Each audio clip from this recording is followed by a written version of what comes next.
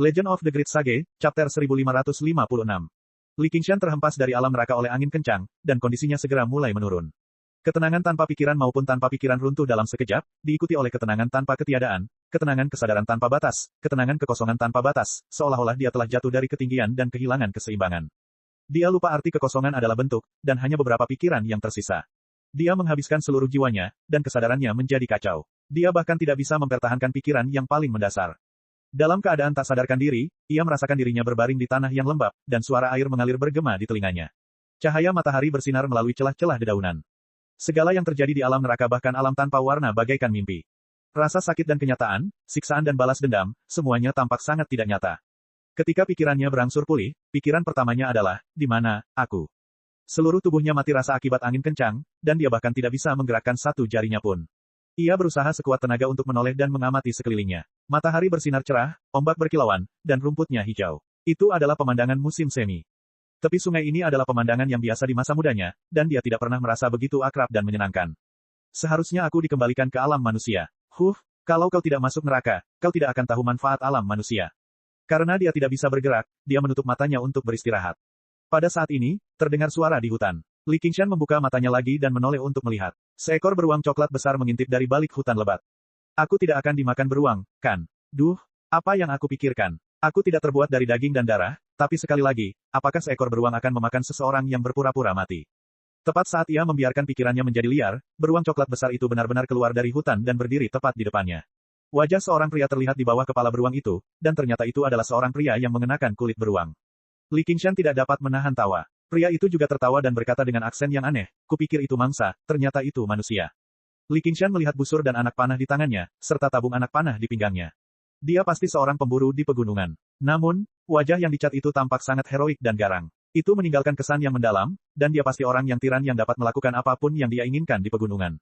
Li Qingshan berusaha sekuat tenaga menggerakkan lidahnya, dan berkata dengan samar, kakak, apakah kamu punya anggur?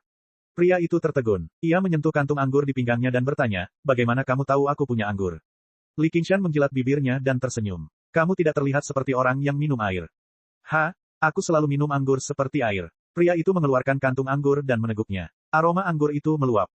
Li Qingshan merasa iri. Dia buru-buru berkata, jangan dihabiskan, sisakan beberapa suap untukku. Dia tidak pernah begitu merindukan rasa anggur berkualitas. Pria itu menatapnya dari atas ke bawah. Bagaimana cara Anda meminumnya? Li Qingshan membuka mulutnya lebar-lebar dan mengangguk dengan penuh semangat. Pria itu tidak tahu apakah harus tertawa atau menangis. Dia membalik kantung anggurnya dan aliran anggur bersoda jatuh ke mulut Li Qingshan. Mata Li Qingshan tiba-tiba membelalak. Dia belum pernah mencicipi anggur yang begitu lezat sebelumnya. Bahkan nektar berhiaskan permata yang legendaris itu tidak lebih dari ini. Alam tanpa warna terlalu menyiksa. Memikirkannya saja sudah membuatnya merasa kasihan. Pria itu mengabaikan tatapan memohon Li Qingshan. Dia dengan tegas menyingkirkan kantung anggurnya. Adik kecil, dari mana asalmu? Mengapa kau berbaring di sini? Li Qingshan mendecakkan bibirnya. Bro, beri aku beberapa suap lagi. Jangan pelit, aku tidak kekurangan uang. Pria itu tertawa. Jangan berkecil hati, aku juga harus menyisakan beberapa suap. Li Qingshan berkata tanpa daya, baiklah. Aku tertiup angin ke sini. Anggur itu masuk ke perutnya dan berubah menjadi arus hangat. Seluruh tubuhnya terasa hangat, menghilangkan rasa kebas. Ia merasa kuat kembali. Dia merangkak dengan tangan dan kakinya. Tempat apa ini? Pria itu tertawa. Omong kosong. Bagaimana bisa ada angin kencang seperti itu di dunia? Bahkan dapat meledakkan orang seusiamu. Li Qingshan menggerakkan anggota tubuhnya. Belum lagi orang seusiaku, bahkan 3 gunung dan 5 gunung suci pun bisa diledakkan. Kamu benar-benar tahu cara membanggakan diri. Li Qingshan terkekeh. Tentu saja aku juga bisa membanggakan diri. Dia tidak mencoba membantah dan hanya berkata, terima kasih atas anggurmu. Apa yang kamu buru? Pria itu tiba-tiba memasang anak panah di busurnya dan mengarahkannya ke hidung Li Qingshan. Perburuan banteng. Jantung Li Qingshan berdebar kencang. Dia tidak bisa menahan diri untuk mundur selangkah. Dia sebenarnya sedikit takut. Pria itu menyimpan busur dan anak panahnya. Sayangnya, semakin sedikit orang yang suka membual. Sebaliknya, semakin banyak orang yang suka membual. Li Qingshan menghela napas lega. Rasa dingin itu menghilang. Dia menertawakan dirinya sendiri. Alamnya tiba-tiba mengalami kemunduran. Bahkan keberaniannya pun menyusut. Kamu sendirian. Tidak, saya punya suku. Li Qingshan bercanda. Oh, kamu bahkan seorang pemimpin. Pria itu mengangkat tangannya dan membusungkan dadanya. Dia tertawa lebar. Aku juga seorang penyihir. Li Qingshan menganggapnya menarik. Suku kalian pasti sangat besar. Pria itu berkata dengan bangga, besar. Luas sekali. Dimanapun matahari bersinar, disitulah tanahku. Tanpa sengaja, dia memperlihatkan sedikit aura yang mendominasi. Li Qingshan terkejut. Dia kembali sadar dan tertawa dalam hati. Dasar kepala desa yang sombong dan angkuh. Di mana matahari bersinar, apa kau pikir kau Raja Singa? Pria itu tiba-tiba berkata kepada Li Qingshan. Bagaimana, adik kecil, bergabunglah dengan sukuku. Aku akan memberimu seluruh tanah di bawah matahari. Kau akan memiliki anggur dan keindahan yang tak terbatas. Kau tidak perlu khawatir tertiup angin. Mata Li Qingshan penuh dengan senyuman. Jangan bilang kau akan mengambil alih kolam ikan ini. Saudaraku, jika engkau memberikan kepadaku seluruh tanah di bawah matahari, di manakah engkau akan menempatkan dirimu, sebagai pemimpin? Pria itu menunjuk ke atas. Langit adalah milikku. Itu masuk akal. Puff, Li Qingshan akhirnya tidak bisa menahan tawa. Kamu bilang aku membual. Kamu benar-benar membual sampai langit hancur. Pria itu hanya tersenyum. Li Qingshan akhirnya berhenti tertawa. Baiklah, aku akan bergabung.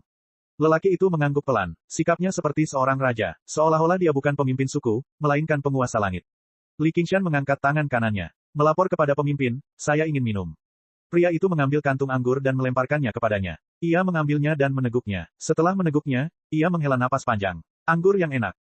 Wajahnya merah padam. Ia merasa bersemangat dan penuh kekuatan. Rasa mabuk yang kuat menyerbu kepalanya. Ia mengangkat tangan kanannya lagi. Melapor kepada pemimpin, aku sangat ingin menjadi pemimpin. Pria itu tersenyum dan menggelengkan kepalanya. Itu tidak akan berhasil. Hanya orang terkuat yang bisa menjadi pemimpin. Kamu masih jauh dari itu.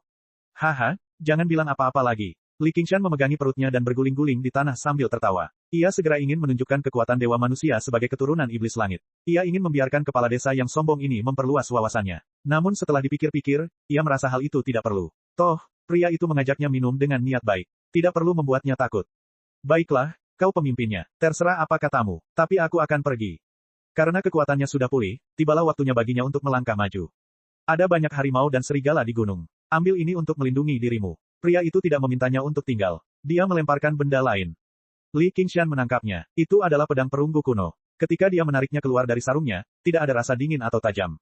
Bilahnya bahkan tidak terhunus. Satu sisi pedang diukir dengan matahari, bulan, dan bintang. Sisi lainnya diukir dengan gunung, sungai, dan pohon. Selain itu, semuanya biasa saja. Dia melemparkannya kembali dengan santai. Tidak perlu. Aku menggunakan pisau. Ini kenang-kenangan sekaligus hadiah. Ucap lelaki itu dengan suara berat. Seketika, ada perasaan bahwa ia tidak bisa menolak. Baiklah, terima kasih, pemimpin. Li Qingshan dengan santai menangkupkan kedua tangannya. Tiba-tiba, dia terbang ke langit. Dia berbalik dan bertanya sambil tersenyum, pemimpin, apa nama suku kita? Pria itu tersenyum seperti biasa. Yuqiong, chapter 1557. Ada beruang. Li Qingshan tiba-tiba terbangun dan duduk. Ia mendapati dirinya berbaring di tanah basah, dan di sampingnya ada sungai yang berkilauan. Angin bertiup melewati puncak-puncak pohon, dan puncak-puncak pohon menari-nari ditiup angin. Gunung itu kosong, dan musim semi itu indah. Hutan itu segar, dan udaranya dipenuhi dengan aroma rumput dan tanah. Apakah ini mimpi? Tangan kanannya menyentuh sesuatu. Itu adalah pedang perunggu kuno, dan dia tidak bisa menahan diri untuk tidak melebarkan matanya. Dia menyentuh dadanya lagi, dan kantong anggur itu sudah hangat. Ia menoleh ke belakang, dan tidak ada tanda-tanda seekor beruang pun di hutan itu. Suasana di hutan yang sunyi ini tiba-tiba menjadi aneh. Sebagai keturunan iblis langit, dia adalah leluhur yang suka mempermainkan hati manusia. Siapa yang bisa dengan mudah memberinya mimpi dan membuatnya percaya bahwa itu nyata? Setidaknya, itu bukan sesuatu yang bisa dilakukan oleh pemburu biasa, dan anggur serta pedang ini keduanya sangat tidak biasa. Dia menarik sumbat anggur dan menciumnya. Semburan ki spiritual mengalir ke kepalanya, dan roh primordialnya pun dibersihkan. Di tempat yang anggurnya padat, tanaman di sekitarnya tumbuh liar, dan secara bertahap memperoleh spiritualitas, berubah menjadi ramuan spiritual. Ikan-ikan di sungai itu terbalik, dan dengan kecepatan yang dapat dilihat dengan mata telanjang, lapisan sisik hitam di tubuh mereka bersinar dengan cahaya kemasan. Dalam sekejap, mereka berubah menjadi monster spiritual. Dia segera memasukkan kembali kantong anggur itu, dan melihat sekeliling dengan heran. Meskipun dia tidak tahu apapun tentang Feng Shui, setelah menjadi manusia abadi, ada banyak hal yang bisa dia rasakan tanpa bisa dipahami. Feng Shui hutan ini telah berubah. Dia telah minum banyak ramuan sepanjang hidupnya, tetapi semuanya tidak ada apa-apanya dibandingkan dengan anggur ini. Dan ini jelas bukan kantong anggur biasa, melainkan cincin Sumeru. Jumlah anggur yang disimpan tidak terhitung banyaknya. Meskipun itu adalah hadiah dari orang lain, itu sungguh sangat langka. Itu membuatnya merasa sedikit bersalah. Dia berdiri, mengusir monster ikan mas dan monster ikan lele, dan memegang pedang perunggu kuno erat-erat. Dengan bunyi dentang, dia mencabut pedang dari sarungnya, dan mengangkatnya ke arah matahari. Pedang itu bergambar matahari, bulan, dan bintang. Gunung-gunung, sungai-sungai, dan tanaman-tanaman semuanya tampak jelas di matanya, tetapi dia tetap tidak dapat melihat sesuatu yang istimewa. Dan ini sendiri terasa aneh. Belum lagi pedang perunggu biasa, itu adalah harta yang sangat berharga. Di mata seorang manusia abadi seperti dia bisa melihat bagaimana rune diukir, dan bagaimana formasinya bekerja. Dengan kata lain, dia, seorang manusia abadi, tidak memenuhi syarat untuk memegang pedang kuno ini. Dia bahkan tidak bisa memahaminya. Dengan sebuah pikiran, ia memanggil hembusan angin dingin dan membungkusnya di sekujur tubuhnya. Ini adalah angin perdagangan yang diberikan oleh sang bijak ventilasi agung kepadanya. Angin ini berisi semua informasi yang telah ia pahami di alam tanpa warna. Itu bukan angin dalam pengertian biasa, tetapi perwujudan suatu hukum tertentu. Hukum ini memungkinkan Sage Agung Yuan Feng mengabaikan hambatan alam semesta dan memperoleh semua informasi. Bukan hanya informasi yang diungkapkan dan dicatat. Terlepas dari apakah itu rencana di ruang rahasia atau rencana di lubuk hati seseorang, semuanya dapat diubah menjadi angin perdagangan. Agar dia melihat, agar dia mendengar. Itulah sebabnya dia dijuluki sang bijak ventilasi yang agung. Bagi Raja Kera ini, tidak ada rahasia di dunia ini. Dengan kata lain, metode kultivasi mendalam atau pemahaman mendalam apapun akan diperolehnya dan digunakan olehnya. Ia adalah perwujudan hukum nomologis. Li Qingshan memperoleh seberkas angin perdagangan ini sama saja dengan memperoleh bantuan hukum nomologis ini. Ia tidak perlu melalui masa kultivasi yang panjang dan pemikiran yang sulit. Ia dapat langsung mencapai alam tertinggi dari 4 dhyana dan 8 samadhi, yang sama saja dengan mengikuti ujian dengan jawabannya. Tentu saja, kekuatannya saat ini tidak cukup untuk mendukung wilayah seperti itu, tetapi selama masih ada angin perdagangan, dia dapat menggunakannya sebagai referensi kapan saja. Selain itu, mereka bisa datang dan pergi sesuai perintahnya. Tidak ada akhirnya, tidak ada akhirnya. Hal ini terus berlanjut hingga ia kembali sepenuhnya ke alam tertinggi, bukan pikiran maupun tanpa pikiran. Tentu saja, itu bukanlah sesuatu yang dapat didukung oleh manusia abadi. Dengan kata lain, sebelum ia menjadi dewa sejati, tidak akan ada yang disebut hambatan. Jika aku bertemu dengan beberapa orang bijak agung lagi, berikan saja aku beberapa manfaat, maka aku akan segera memiliki banyak hukum nomologis yang melindungi tubuhku. Dapat dikatakan bahwa, meminjam kekuatan langit dan bumi pada saatnya tiba, seberapa sulitkah untuk menjadi seorang abadi sejati. Memikirkan hal ini, dia menyesap anggurnya dalam-dalam. Energi spiritual mengalir melalui roh primordialnya, dan kekuatannya juga meningkat. Dia segera menyerap sedikit angin pasat, dan kekuatan ini dengan cepat melemah. Wilayah kekuasaannya segera mulai bangkit. Di matanya, pedang perunggu kehijauan kuno itu berangsur-angsur berubah. Gunung-gunung, sungai-sungai, rumput-rumputan, dan pepohonan, dari sebuah gambar ukiran sederhana, secara bertahap menjadi dalam, dan pikirannya sepenuhnya tersedot ke dalamnya. Dalam sekejap mata, ia melewati ribuan gunung dan lembah, lautan salju. Di daratan yang luas, matahari, bulan, dan bintang-bintang tergantung tinggi di langit. Siang dan malam berputar, dan bintang-bintang bergerak, memperlihatkan hukum yang paling menakjubkan. 3.000 dunia, 6 jalan reinkarnasi, semuanya ada di dalam. Segala sesuatu tidak dapat dijelaskan dengan kata-kata. Bahasa manusia begitu dangkal dan tidak cukup untuk menggambarkan dunia yang agung ini. Dalam sekejap mata, tenaganya habis. Li Qingshan jatuh terlentang, dan pedang perunggu kehijauan kuno itu kembali ke penampilan biasanya. Dia masih memegang gagang pedangnya rat-rat, dan seluruh tubuhnya gemetar. Semua senjata suci dan harta karun langka yang pernah dilihatnya dan digunakannya sepanjang hidupnya bagaikan besi tua jika dibandingkan dengan pedang ini. Ini bukan lebay, tapi fakta yang hampir tidak disebutkan. Padahal perbandingan seperti itu sudah merupakan aib bagi pedang ini. Kalau saja ada roh pedang atau jiwa pedang, mungkin dia bisa dibunuh dengan satu serangan. Meskipun mustahil bagi jiwa pedang untuk eksis, kalaupun ada, eksistensinya akan serupa dengan kehendak dunia, dan eksis di seluruh 6 jalur reinkarnasi dan 3.000 dunia. Ia mengayunkan pedangnya, dan bintang-bintang pun bergerak. Saya ingin menggunakan pedang. Li Qingshan sangat bersemangat. Saya ingin menggunakan pedang. Pertemuan kebetulan seperti itu bukan lagi sekedar asap yang keluar dari kuburan leluhur, melainkan api di kuburan leluhur, bukan, ledakan di kuburan leluhur. 18 generasi leluhur semuanya melompat keluar untuk memberi selamat kepadanya. Senang sekali bisa bergabung dengan suku Yu Xiong. Namun, saat kegembiraannya berangsur-angsur mereda, ia malah semakin bingung. Apa latar belakang pria berkulit beruang itu? Mengapa dia menganugerahkan tanah tak terbatas ini padanya? Apakah dia bercanda atau serius? Semakin lama semakin sulit untuk dipahami. Li Qingshan tidak pernah suka dibingungkan. Bagaimanapun, menjadi lebih kuat bukanlah hal yang buruk. Dia menyingkirkan kantong anggur dan pedang kuno, dan membungkuk ke langit. Ketua, apapun tujuanmu, aku berterima kasih atas anggur dan pedang itu. Tapi, dia mengganti topik pembicaraan dan tersenyum. Ketika aku sudah cukup kuat, aku masih ingin menjadi ketua.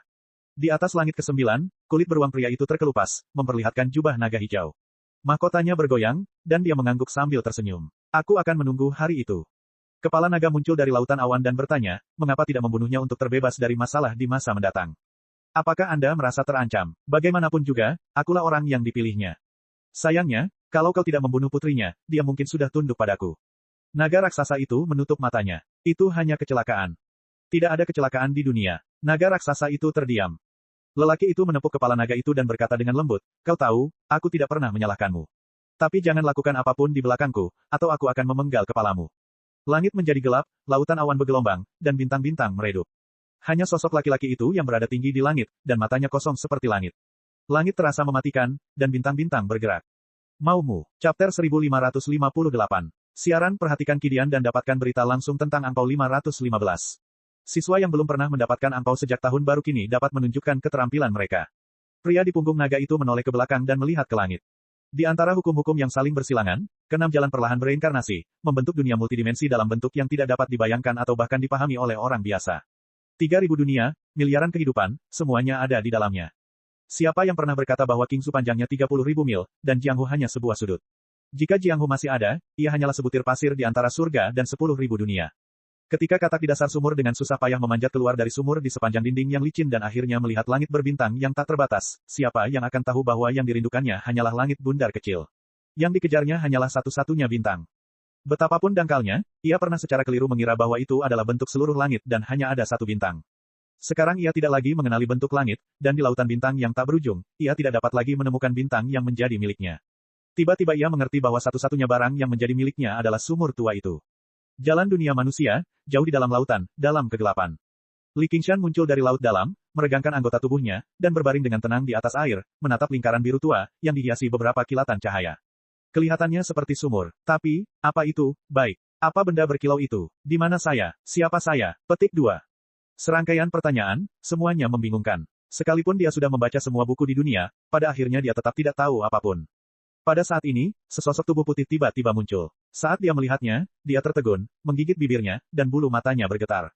Dia tersenyum. N kecil, aku kembali. Ngomong-ngomong, siapa namaku? N kecil tiba-tiba melemparkan dirinya ke pelukannya, dan gelombang air beriak tanpa suara. Dia dengan lembut membelai rambutnya yang panjang seperti rumput laut. Dia merasakan semburat air di sisi wajahnya. Hei, mengapa kamu menangis? Aku sudah kembali sekarang, bukan? N kecil bertanya dengan suara serak, siapa kamu?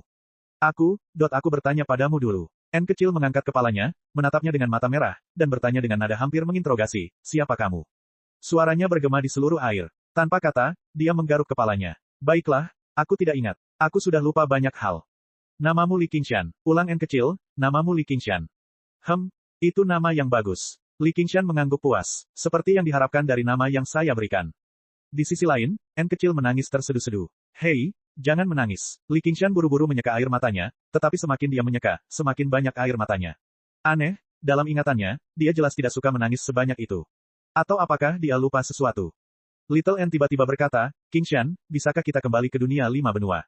Li Qingshan menghentikan apa yang sedang dilakukannya. N kecil mengeluh, jika aku melupakan segalanya, bahkan jika aku menjadi lebih kuat, apa gunanya? Li Qingshan terdiam dan mendongak lagi. Lingkaran gelap itu berkedip-kedip dengan beberapa cahaya tak dikenal, jauh dan redup, membuat orang merasa kesepian, seakan-akan mereka hanyut di laut dalam. Tetapi karena beberapa alasan, dia tidak dapat melupakannya. Benar saja, dia telah melupakan segalanya kecuali orang ini dan masalah ini. Dia menundukkan kepalanya dan menatap mata wanita itu yang berbinar-binar. Begitu baik, sangat hangat. Pada saat ini, semua kegigihannya runtuh. Selama dia bisa tersenyum, dia bersedia menyalakan semua api di dunia dan tidak pernah melihat ke atas lagi. Dia tersenyum lembut. Baiklah, jangan menangis. Jangan menangis. Jika ini keinginanmu. Dia memejamkan mata dan mengerutkan alisnya, lalu membukanya lagi. Kalau begitu kita akan. Petik 2. Tidak, N kecil tampak terkejut. Tiba-tiba dia menutup mulut anak itu dan perlahan menggelengkan kepalanya. Dia tersenyum. Keinginanku adalah untuk selalu bersamamu, kemanapun kita pergi, sampai maut memisahkan kita. Li Qingshan tiba-tiba merasa tercekat di tenggorokannya. Hatinya tersentuh, dan dia tidak dapat menahan air matanya. Bintang tunggal di langit itu menatap kedua insan yang tengah berpelukan erat di permukaan air. Siapakah yang tahu betapa besar keinginan katak dalam sumur untuk kembali ke dalam sumur menghadapi langit berbintang yang tak berbatas? Anak ini kehilangan ingatannya. Benar-benar cerita lama, pantas saja dia jadi novelis. Gu Yanying berdiri dengan anggun di depan Li Qingshan, seolah-olah dia sedang menghadapi anak kecil yang konyol. Dia bahkan melambaikan tangannya di depan matanya dan bercanda, apakah kamu masih mengingatku? Dulu kamu menyukaiku. Hati Luo Hou Xiaoming tergerak, tetapi dia tidak menunjukkannya. Dia menepuk bahu Li Qingshan. Li kecil, aku kakak laki-lakimu, Luo Xiaoming. Ayah, kau masih belum bisa melepaskan obsesimu. Li Fengyuan duduk bersila, mengenakan mahkota pilu dan kasaya merah. Ia menyatukan kedua tangannya dan mendesah serta menggelengkan kepalanya. Li Qingshan menatap Gu Yanying, matanya berbinar. Wanita berbibir ikan. Gu Yanying menyipitkan matanya, dan tatapan tajamnya menunjuk langsung ke Little N di samping Li Qingshan. N kecil tidak tergerak, dan dia bahkan mengangguk. Ya, benar. Sudah lama sejak Li Qingshan kembali, dan Little N telah menceritakan semua yang telah terjadi kepadanya secara terperinci. Ditambah dengan kemampuan deduksi yang kuat dari kura-kura roh, dia akhirnya tidak lagi bodoh. Walaupun dia tidak bisa mengatakan bahwa ingatannya telah pulih, setidaknya dia tahu apa yang telah terjadi. Namun, guru Little N tampaknya telah mencampurkan beberapa informasi pribadi dalam pelajarannya. Gu Yanying tertawa terbahak-bahak. Dia mengalihkan pandangannya dan memperkenalkan dirinya. Saya Gu Yanying. Kehilangan ingatan belum tentu merupakan hal buruk. Yanying, jadilah wanitaku. Senyum Gu Yanying tidak berubah. Aku menarik kembali perkataanku. Li Qingshan mencibir dan melirik Luo Hou Xiaoming. Ayo, Xiaoming. Xiaoming sehari, Xiaoming seumur hidup. Bahkan jika kau menjadi dewa di masa depan, kau akan tetap dipanggil Xiaoming. Kau kakak laki-lakiku, aku kakekmu. Urat-urat di dahi Luo Hou Xiaoming menonjol. Jika bukan karena kondisimu yang tidak prima, aku akan melawanmu sekarang juga. Selama beberapa tahun terakhir, dia terus-menerus bertarung di alam Asura, dan kekuatannya pulih dengan sangat cepat. Dia telah melewati 6 kesengsaraan surgawi, melampaui Li Qingshan. Hanya masalah waktu sebelum dia mendapatkan kembali keilahiannya. Lawan aku, hahaha. Li Qingshan tertawa. Kau pikir kau bukan dirimu hanya karena kau telah melalui 6 kesengsaraan surgawi. Dia dengan santai mengeluarkan 3 gunung dan memainkannya seperti sedang bermain dengan kacang kenari. Mata Luo Hou Xiaoming menyipit. Dia tahu apa yang baik untuknya. Dia bisa tahu seberapa kuat ketiga gunung itu, dan dia mungkin tidak bisa menahannya. Kau sudah lihat, yang itu. Memang, hebat. Luo Hou Xiaoming penuh semangat juang. Merupakan kehormatan bagi saya untuk bertarung bersama mereka. Li Qingshan tidak puas. Tidakkah kamu merasa terhormat untuk bertarung bersamaku? Luo Hou Xiaoming mencibir. Sama sekali tidak. Li Qingshan menghela napas. Kau benar-benar tidak terkendali. Pantas saja kau menjadi pemimpin 4 raja surgawi. Apakah kau pikir aku akan merasa puas hanya karena kau mengangkatku menjadi pemimpin 4 raja langit? Luo Hou Xiaoming memutar matanya, tetapi dia tidak dapat menahan tawanya.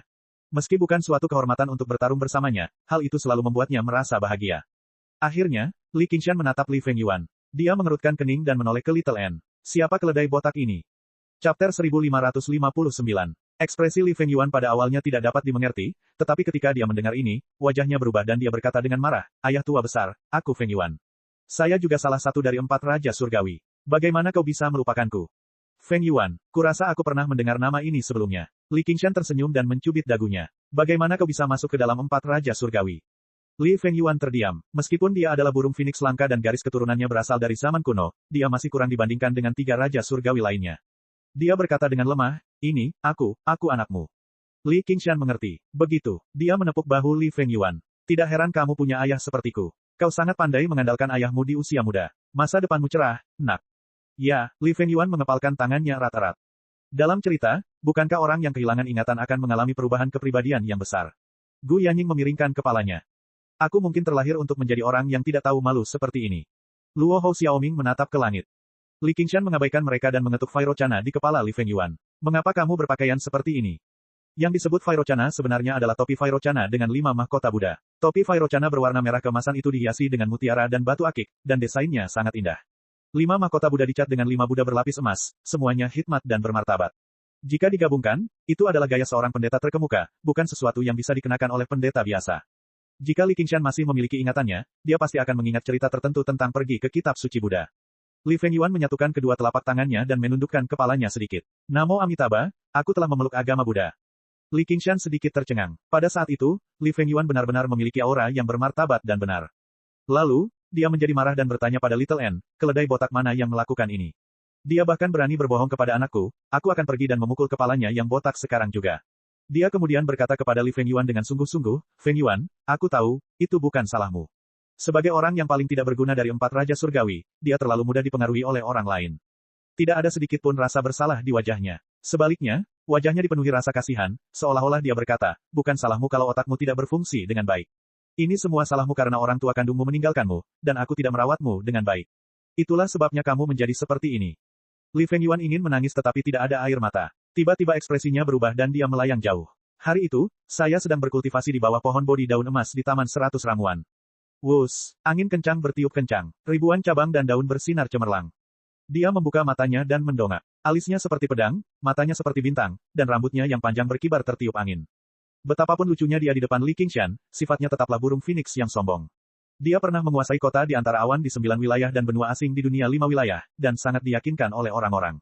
Dia dihormati sebagai penguasa yang bijaksana. Sebagai murid tertua di Green Mountain, ia dipanggil Pangeran Muda oleh para monyet itu. Ia terlahir dengan kekuatan yang telah dikumpulkan oleh pohon wutong yang suci selama puluhan ribu tahun, dan warisan burung phoenix dari zaman dahulu kala. Warisan tersebut tidak hanya mencakup metode kultivasi, tetapi juga sejumlah besar pengetahuan dan ingatan. Ia tidak dapat menanggung terlalu banyak hal ketika ia lahir, tetapi seiring dengan perkembangan status kultivasinya, pengetahuan dan ingatan ini diaktifkan dan menjadi bagian dari status kultivasinya. Ini adalah jalur kultivasi tanpa hambatan apapun. Bahkan, ini tidak bisa disebut kultivasi, ini hanyalah proses pertumbuhan alami. Itu seperti binatang liar yang tumbuh dari bayi hingga dewasa. Jauh sebelum Dewi Envaiwa menciptakan ras manusia, ketika istilah kultivasi belum ada, burung phoenix sudah menjadi dewa yang agung. Selama dia tidak mati, hanya masalah waktu sebelum dia menjadi dewa. Yang paling tidak ia kekurangan adalah waktu. Sebagai burung phoenix yang bisa terlahir kembali dari nirwana, namanya bahkan tidak tercatat dalam kitab kehidupan dan kematian.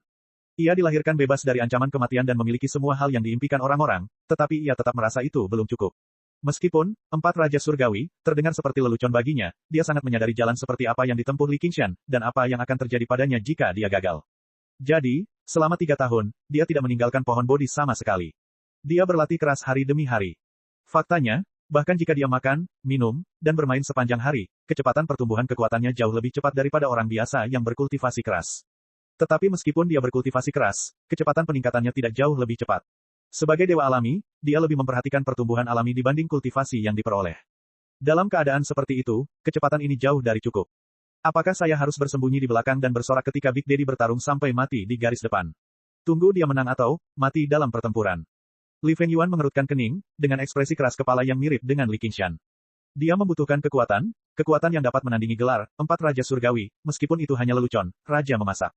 Pada saat itu, angin tiba-tiba mereda. Tidak ada lagi kicauan burung atau kicauan serangga. Semuanya sunyi, tetapi dedaunan masih menari-nari. Sebuah nyanyian Buddha yang agung dan dalam terdengar dari langit, dari tanah, dan dari lubuk hatinya.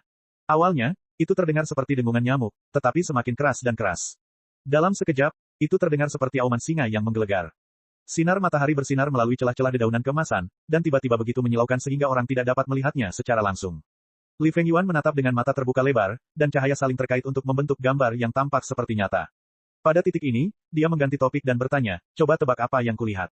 Smak, Li Qingshan memukul kepalanya dengan tidak sabar. Bocah, jangan membuat kami penasaran. Katakan padaku.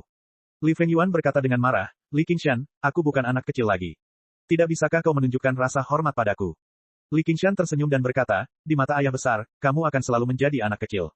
Wajahnya menjadi gelap. Jika kamu berbicara omong kosong lagi, aku akan menggantungmu dan memukulmu. Baiklah, baiklah. Li Fengyuan hanya bisa berkata jujur. Saya melihat patung Buddha. Patung Buddha, apakah Anda berhalusinasi? Lalu, petik 2. Li Fengyuan merentangkan tangannya. Kalau begitu aku pindah agama ke agama Buddha. Tunggu, apakah aku melewatkan bagian cerita ini? Li Qingshan menggertakkan giginya, seolah sedang merenungkan makna di baliknya. Gu Yanying dan Luo Hou Xiaoming saling berpandangan. Ini bukan sekadar masalah tidak mengerti cerita. Li Fengyuan bukanlah penduduk desa yang bodoh dan percaya tahayul. Kecuali dia kerasukan, mustahil baginya untuk membuat kesalahan.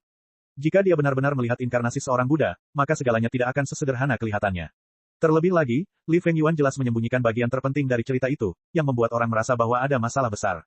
N kecil mengernyit sedikit. Dia memiliki pemahaman yang lebih dalam tentang agama Buddha. Sinar matahari, patung Buddha, Vairocana. Li Qingshan berkata, baiklah, biar kupikirkan. Kamu bilang kamu sedang berkultivasi, lalu kamu mendongak dan melihat sinar matahari seperti patung Buddha, lalu kamu beralih ke agama Buddha. Ya, Li Fengyuan mengangguk. Li Qingshan menarik pakaian Li Fengyuan. Bocah, apa kau bercanda? Li Fengyuan tidak yakin. Aku bercanda. Gigit aku, dasar bajingan. Kau memberontak. Li Qingshan mengangkat tinjunya. Anakku memukulku. Teriak Li Fengyuan. Gu Yanying juga tidak bisa menahan tawa. Cek, seperti ayah seperti anak. Li Qingshan bahkan lebih marah. Dia mengayunkan tinjunya dan meninju. Li Fengyuan memejamkan matanya. Ekspresinya serius seolah-olah dia akan mati demi keadilan. Namun, tinju itu berhenti di depannya. Dia membuka matanya. Big Daddy. Li Qingshan melepaskan pakaiannya dan mendesah sambil tersenyum. Kau benar-benar sudah dewasa. Dia berkata dengan sungguh-sungguh, kamu harus membuat pilihanmu sendiri dan menanggungnya sendiri. Kamu tidak harus menempuh jalan yang sama denganku. Kamu tidak berutang apapun padaku. Kamu dapat melakukan apapun yang kamu inginkan. Ingat, Anda harus hidup untuk diri Anda sendiri.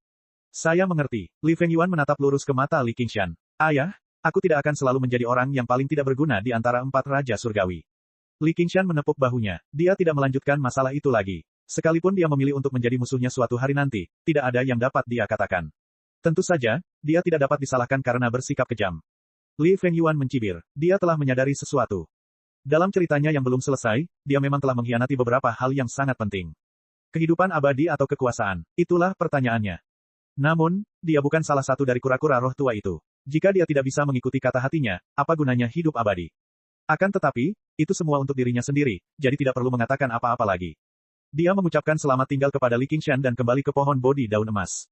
Adapun Little N, Gu Yanying, dan Luo Hou Xiaoming, mereka semua kembali ke alam hantu kelaparan, alam binatang iblis, dan alam asura untuk berkultivasi. Setelah mencapai pencapaian utama transformasi penyu roh, Li Qingshan sudah sangat dekat dengan kesengsaraan surgawi ke-6. Selama dia berhasil melewati salah satu transformasi lainnya, dia bisa langsung menjalani kesengsaraan tersebut. Namun, hilangnya ingatannya terlalu parah. Ia telah kehilangan seluruh pemahamannya, yang setara dengan puluhan hambatan yang muncul entah dari mana. Jika hal ini terus berlanjut, apalagi berkembang lebih jauh, kultivasinya bahkan bisa mengalami kemunduran. Bahkan dunia miniaturnya pun akan runtuh.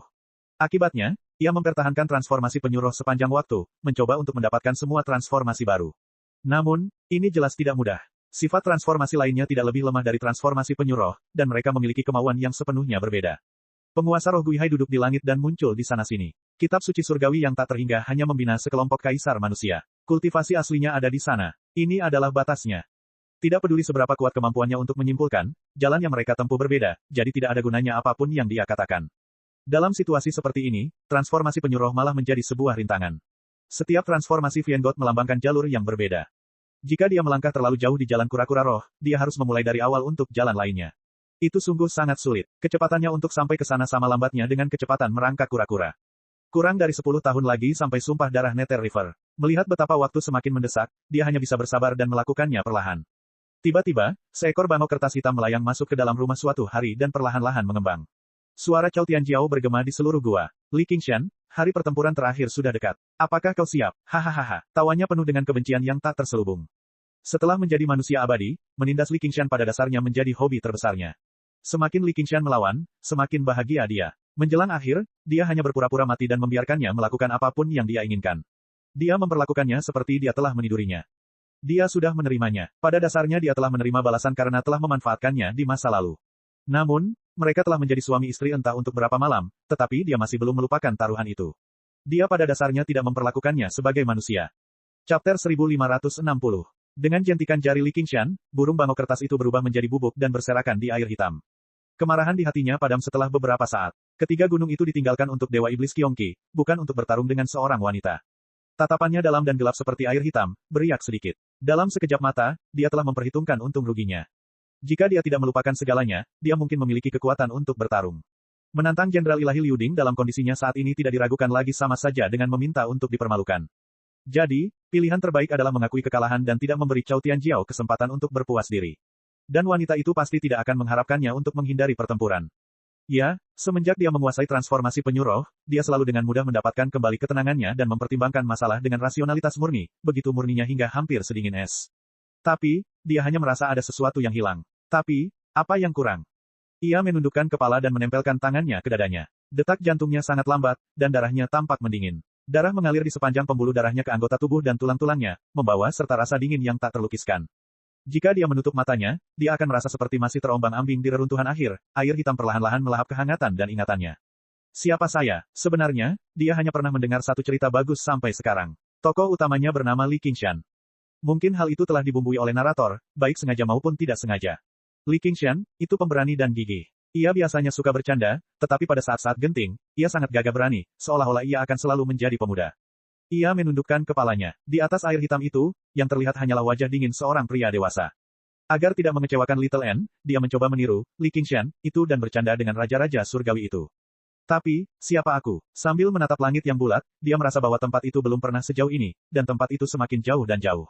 Dia tenggelam ke dalam jurang sendirian, dan suatu hari, dia akan tenggelam ke dalam reruntuhan akhir. Semuanya masuk akal. Kehilangan hampir semua ingatannya sama saja dengan mengalami siklus reinkarnasi. Bagaimana hal itu bisa ditemukan kembali melalui cerita atau novel? Dia pasti merasakannya saat melihatnya. Itulah sebabnya dia menangis dengan sangat sedih. Sebaliknya, dia baru merasakannya kemudian, atau mungkin malah tidak menyadarinya. Aku padanya, lebih dari separuh diriku telah mati, hanya tersisa satu nafas. Dia ingin menjaga nafas ini, itulah sebabnya dia ingin kembali ke dunia lima benua. Tetesan air jatuh ke air hitam di stalaktit yang bergerigi dan menjorok.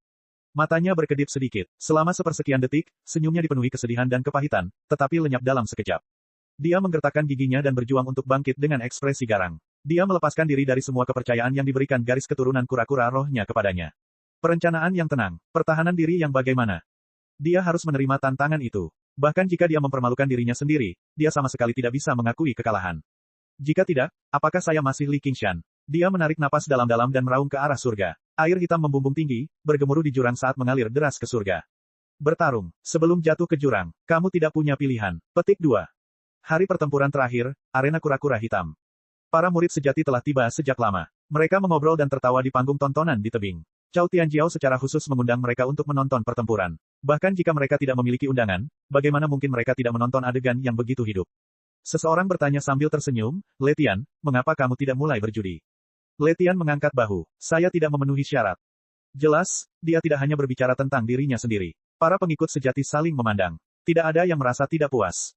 Yang satu adalah kakak tertua, panglima tentara, sosok kejam yang berhadapan langsung dengan Dewa Iblis. Yang satu lagi adalah manusia abadi. Kepala 6 dewa adalah bela diri sejati. Yang lemah bertaruh dengan yang kuat. Bahkan jika yang kuat tidak keberatan, mereka melebih-lebihkan diri mereka sendiri. Mereka pantas ditampar sampai mati. Lagi pula, kedua orang ini cukup pendendam. Letian menyilangkan tangannya di belakang kepala dan berkata dengan malas, jika aku yang memulai taruhan, kau ingin bertaruh pada siapa? Tentu saja, kakak senior Chow. Meskipun kakak laki-laki tertua kuat, kakak perempuan Chow ingin memberinya pelajaran. Lalu, ada kecocokan.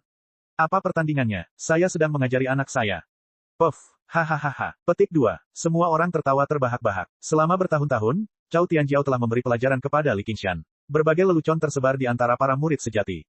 Taruhan seperti itu tidak ada artinya. Kekuatan tempur manusia abadi benar-benar luar biasa. Itu bukan sesuatu yang bisa dibandingkan dengan kaisar manusia. Terus terang saja, itu benar-benar lelucon.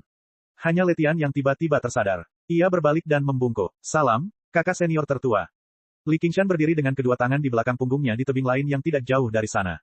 Ia tampak seperti seorang filsuf yang sedang berpikir keras. Para murid sejati langsung tercengang. Salam, kakak senior tertua. Terutama orang yang sedang bercanda, dia bahkan lebih bingung. Kakak tertua, kapan kamu datang? Sudah lama. Li Qingshan menoleh ke belakang. Tatapan matanya dalam dan tenang seolah-olah dia bisa melihat menembus segalanya. Hal itu membuat para murid sejati merasa seperti mereka sedang berhadapan dengan penguasa roh Gui Hai. Mereka langsung teringat setiap detail medan perang di wilayah iblis. Sikap yang tak tertandingi saat menantang Dewa Iblis. Baru saat itulah mereka tiba-tiba menyadari bahwa bayang-bayang perang tidak pernah pergi jauh. Orang di depan mereka adalah tanda paling terang dan paling terang dari mimpi buruk yang mengerikan itu. Tidak peduli seberapa besar candaan mereka, mereka tidak dapat meredupkannya. Timbangan kemenangan di hati mereka langsung goyah. Mungkin, kakak senior tertua, benar-benar punya kesempatan. Ruan Yaozu mendesah dalam hati. Dia menjadi semakin tidak terduga. Hanya saja dia tampak telah banyak berubah. Li Qingshan menarik kembali pandangannya dan terus merenung. Bukannya dia tidak bisa bercanda, tetapi sekarang dia makin acuh tak acuh. Sekalipun dia berusaha sekuat tenaga untuk menyimpulkan dan menghitung, dia tidak dapat menemukan peluang. Tiba-tiba dia mendongak. Sebuah bintang perak tiba-tiba menyala di langit yang cerah. Seberkas cahaya bintang melesat dan berubah menjadi Valkyrie berbaju besi perak dan berjubah putih di udara. Dia menunggangi Hou pengamat langit berbulu hitam. Dia tampak agung dan mengesankan. Salam, kakak senior. Para pengikut sejati tidak berani menatap langsung ke arahnya. Mereka semua menundukkan kepala. Itulah tekanan alami yang disebabkan oleh perbedaan peringkat mereka. Li Qingshan menatap dalam diam. Matanya berkedip-kedip. Tidak perlu formalitas. Chow Tianjiao melambaikan tangannya dengan murah hati dan berpura-pura berpikir. Aku samar-samar ingat bahwa seseorang ingin menantangku saat itu. Li Qingshan tidak bisa berkata apa-apa. Bagaimana dia bisa mengingat apa yang terjadi saat itu? Dia hanya tahu bahwa itu sudah terjadi. Chow Tianjiao terus memprovokasi dia. Saya pikir itu adalah seorang pria dengan nama keluarga Li. Dia dipanggil Black Mountain dan Green Mountain. Siapa ini? Menonjollah jika kamu punya nyali. Li Qingshan tetap diam. Atau lebih tepatnya, pertanyaan itu kembali memicu pikirannya. Apa, kamu dikebiri? Chow Tianjiao merasa aneh. Jika itu terjadi di masa lalu, dia pasti sudah kehilangan ketenangannya sejak lama dan mempertaruhkan nyawanya. Mengapa dia bersikap begitu baik hari ini? Seolah-olah dia telah berubah menjadi orang yang berbeda. Apa sebenarnya yang terjadi selama kurun waktu tersebut? Tidak mungkin dia benar-benar mengebiri dirinya sendiri untuk mencegah keberhasilannya, bukan? Tepat pada saat ini, suara yang 10 kali lebih mengejek daripada Chow Tianjiao bergema di arena penyu hitam. Pelacur, apakah kamu ingin mencoba? Seorang pria berjalan di udara. Dadanya dan jubah merahnya compang camping. Dia berkobar seperti api dan mewarnai langit menjadi merah. Aura suram dan penuh kekerasan berubah menjadi badai dahsyat yang menyebabkan langit berubah warna. Chapter 1561. Li Qingshan dan Li Qingshan saling memandang pada saat yang sama. Mereka memiliki bentuk dan penampilan yang sama, tetapi tidak ada yang akan mengira mereka sebagai orang yang sama. Mereka adalah es dan api yang sama sekali berbeda. Mereka juga berbeda dari Li Qingshan yang asli. Air hitam dari Ultimate dan siksaan neraka telah meninggalkan bekas yang jelas pada mereka, menciptakan perbedaan yang besar dan tidak dapat didamaikan. Ketidakpedulian atau kegilaan, diam atau gemuruh, penerimaan atau balas dendam. Percikan api beterbangan saat mereka saling menatap. Yang satu mencibir, dengan niat membunuhnya berkobar, yang lain diam-diam memegang ketiga gunung itu. Suasana di arena kura-kura hitam tiba-tiba berubah, seolah-olah mereka telah kembali ke medan perang tragis alam iblis. Tidak ada murid sejati yang berani menganggap ini sebagai lelucon. Chow Tianjiao sangat marah. Bajingan, siapa yang kau panggil jalang? Tunggu, roh primordial. Petik 2. Hei, saya berbicara mengenai siapapun yang setuju. Li Qingshan menahan niat membunuhnya dan menoleh ke arah Chow Tianjiao, tetapi dalam hatinya, dia berpikir, itu bukan ekspresi, aku. Kalau begitu, kita harus bertarung. Namun, dia tidak menyadari bahwa matanya menjadi jauh lebih suram setelah kembali dari neraka. Jubahnya yang compang camping berkibar tertiup angin, membuatnya tampak seperti setan. Para murid sejati gempar. Roh purba. Li Qingshan baru berada di sekte tersebut selama 30 tahun. Dari seorang kultivator Nas Chen Sol kecil hingga seorang murid, ia telah memadatkan Yin Spirit dan Yang Spirit, menjadi kakak tertua di Myriad Nature Sect. Bagi para pembudidaya seperti mereka, ini hanya beberapa sesi pengasingan saja. Ini sudah cukup luar biasa, tetapi sekarang dia telah melangkah lebih jauh dan selamat dari 6 kesengsaraan surgawi. Ini menantang pemahaman mereka, dan pikiran mereka menjadi kacau. Ya, jika dia bukan seorang kultivator roh primordial, bagaimana dia bisa memiliki aura seperti itu dan bersaing dengan kakak senior Chao? Tapi bagaimana ini mungkin? Apakah dia reinkarnasi dari sosok yang perkasa? Apakah ada putra takdir di dunia manusia? Bahkan Chao Tianjiao merasa tidak percaya dan bertanya dengan suara berat, siapa kamu? Dengan penglihatannya, dia segera melihat perbedaan besar antara kedua Li Qingshan. Dia samar-samar menduga bahwa roh yang Li Qingshan telah lepas kendali. Dia tidak tahu kesempatan seperti apa yang telah dia hadapi, tetapi dia telah selamat dari 6 kesengsaraan surgawi dan mengolah roh primordial. Kejadian semacam itu tidak jarang terjadi di dunia kultivasi dan akibatnya seringkali mengerikan.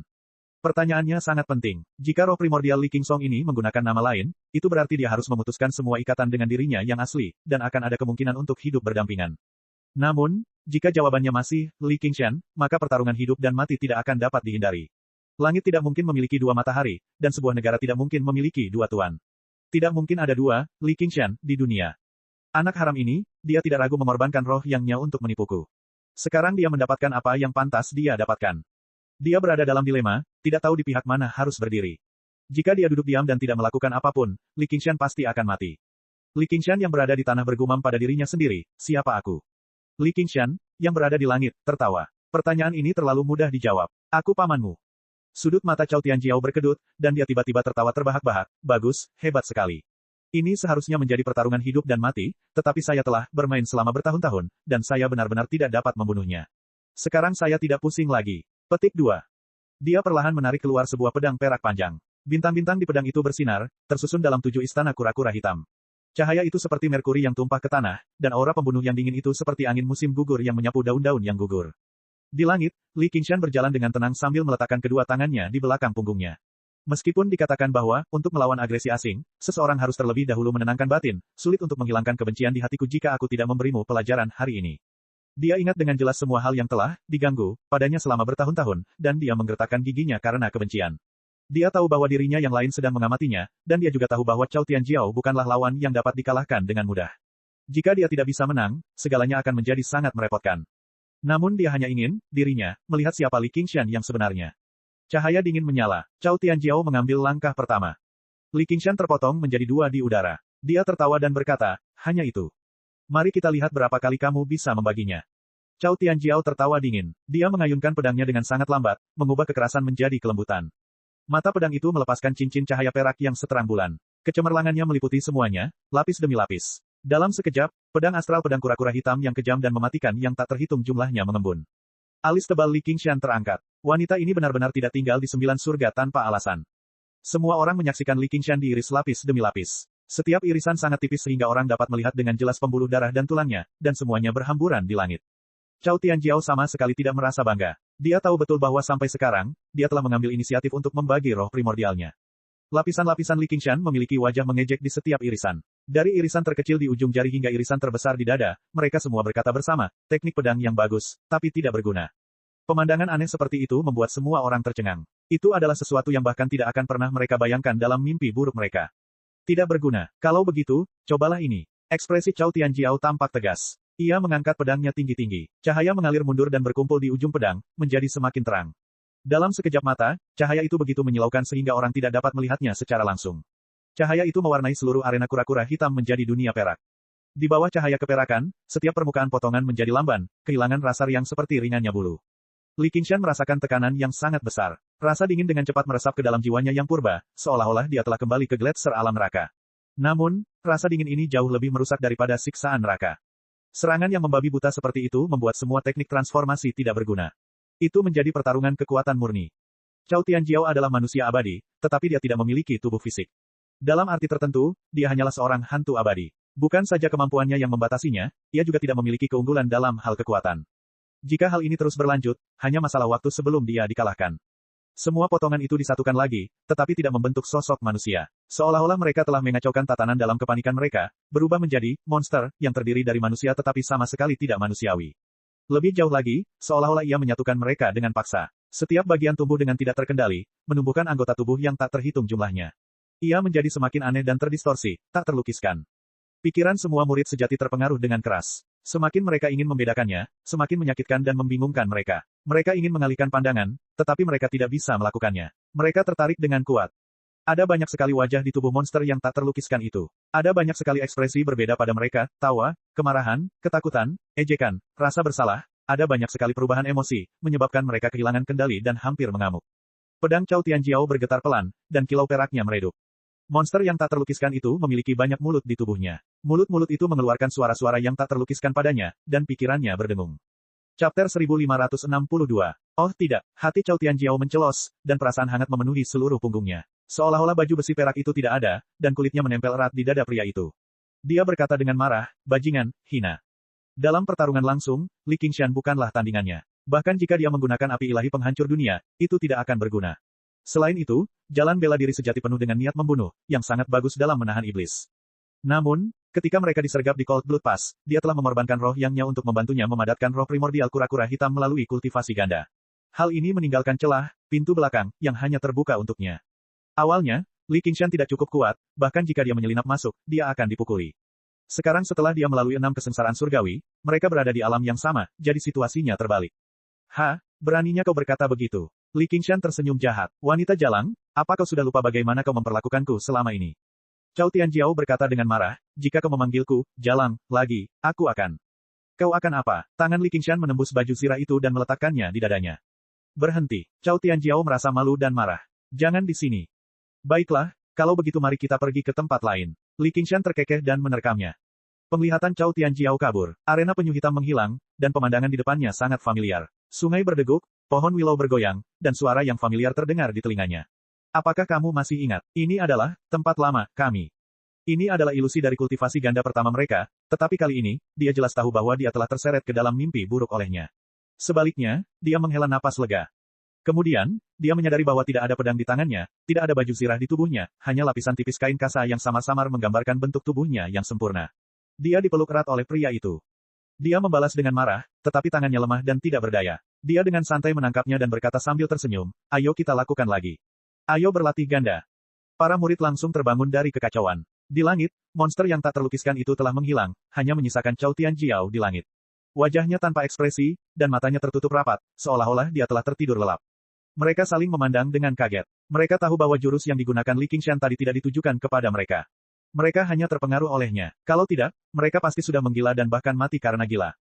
Kekuatan dewa manusia benar-benar mengerikan. Atau, harus kukatakan, seperti yang diharapkan dari kakak senior tertua. Tidak peduli seberapa buruk situasinya, dia masih memiliki kemampuan untuk membalikkan keadaan. Mereka serentak memandang Li Qingshan yang berada di atas tebing, namun mereka melihat bahwa tidak hanya tidak ada ekspresi puas diri di wajahnya, ekspresinya malah serius seolah-olah dia sedang menghadapi musuh besar. Ini karena ia juga telah terpengaruh olehnya, ditambah dengan kebencian mendalam dari dirinya yang lain. Karena garis keturunan kura-kura roh, ia secara alami menekan semua pikiran jahat, jadi ia tidak terlalu terpengaruh. Namun, ia dapat melihat dengan jelas bahwa ketika monster itu menghilang dan dirinya yang lain muncul di belakang Cao Tianjiao dalam bentuk manusia, sambil berkata, jangan lupa, aku iblis dalam dirimu, ia sedang melihat dirinya sendiri. Saat dia menatap langit biru, hatinya yang seperti jurang berdesir sedikit. Situasinya sangat tidak menguntungkan baginya. Itu bukan musuh biasa, tetapi, dirinya sendiri, yang memiliki ingatan paling lengkap. Dia tahu segalanya tentang 9 transformasi iblis dan ilahi. Dia tidak hanya sangat terampil dalam pembantaian, tetapi dia juga memiliki tekad dan kemauan yang mengerikan. Saat ini, rencana terbaik adalah mundur ke kediaman Neterezim. Dia telah membangun kembali formasi Neterezim, yang cukup untuk menghentikan dewa manusia biasa.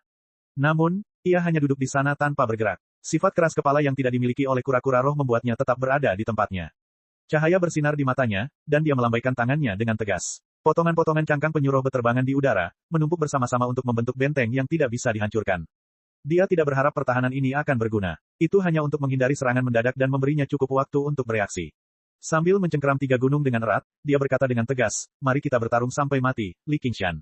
Saat ini, hanya satu orang yang dapat terus menggunakan nama ini. Pada saat ini, kehadiran Cao Tianjiao dengan cepat melemah, seolah-olah telah tersedot ke dalam lubang hitam yang tak terlihat. Dalam mimpi buruk itu, Li Qingshan menaklukkan dan menjarahnya dengan sembrono. Dia tidak melakukan banyak perlawanan, seolah-olah dia benar-benar tenggelam dalam kenikmatan.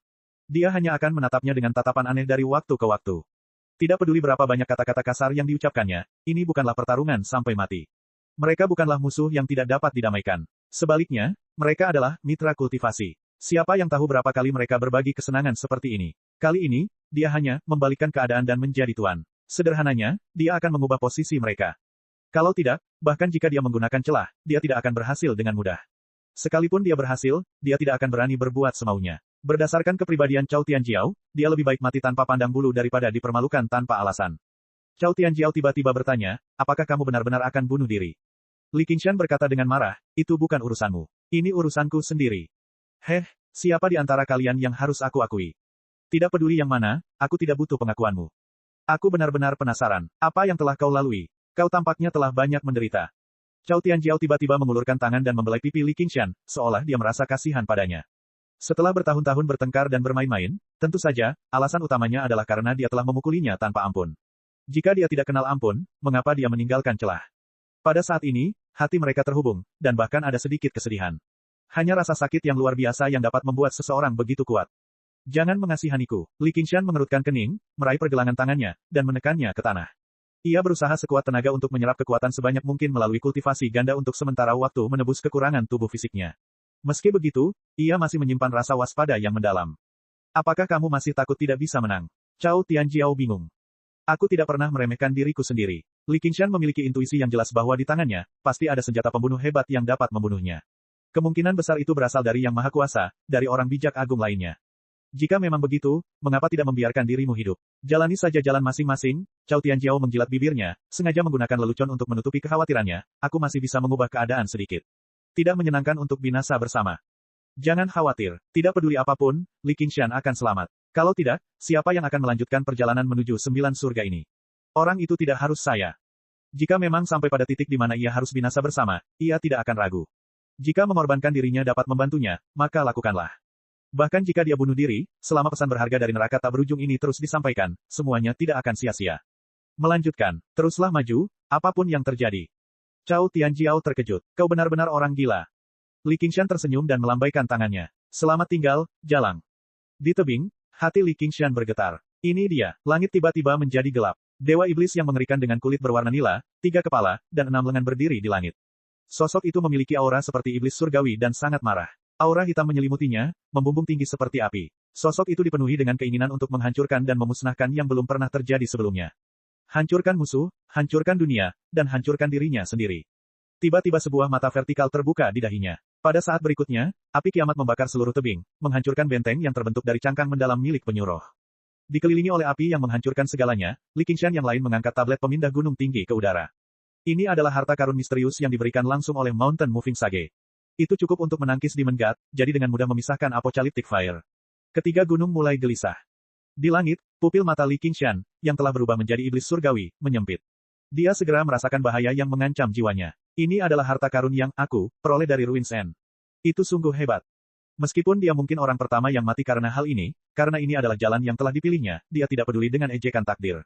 Datang. Namun di saat berikutnya, aku meletakkan tablet pemindah gunung di tangannya dan merentangkan tangannya ke arah langit. Li Qingshan awalnya tertegun sebelum akhirnya menjadi marah. Dia tidak pernah menyangka akan ada hari di mana, aku, benar-benar menyerah untuk melawan dan membiarkan diriku dibantai oleh orang lain. Bahkan jika orang itu adalah dia.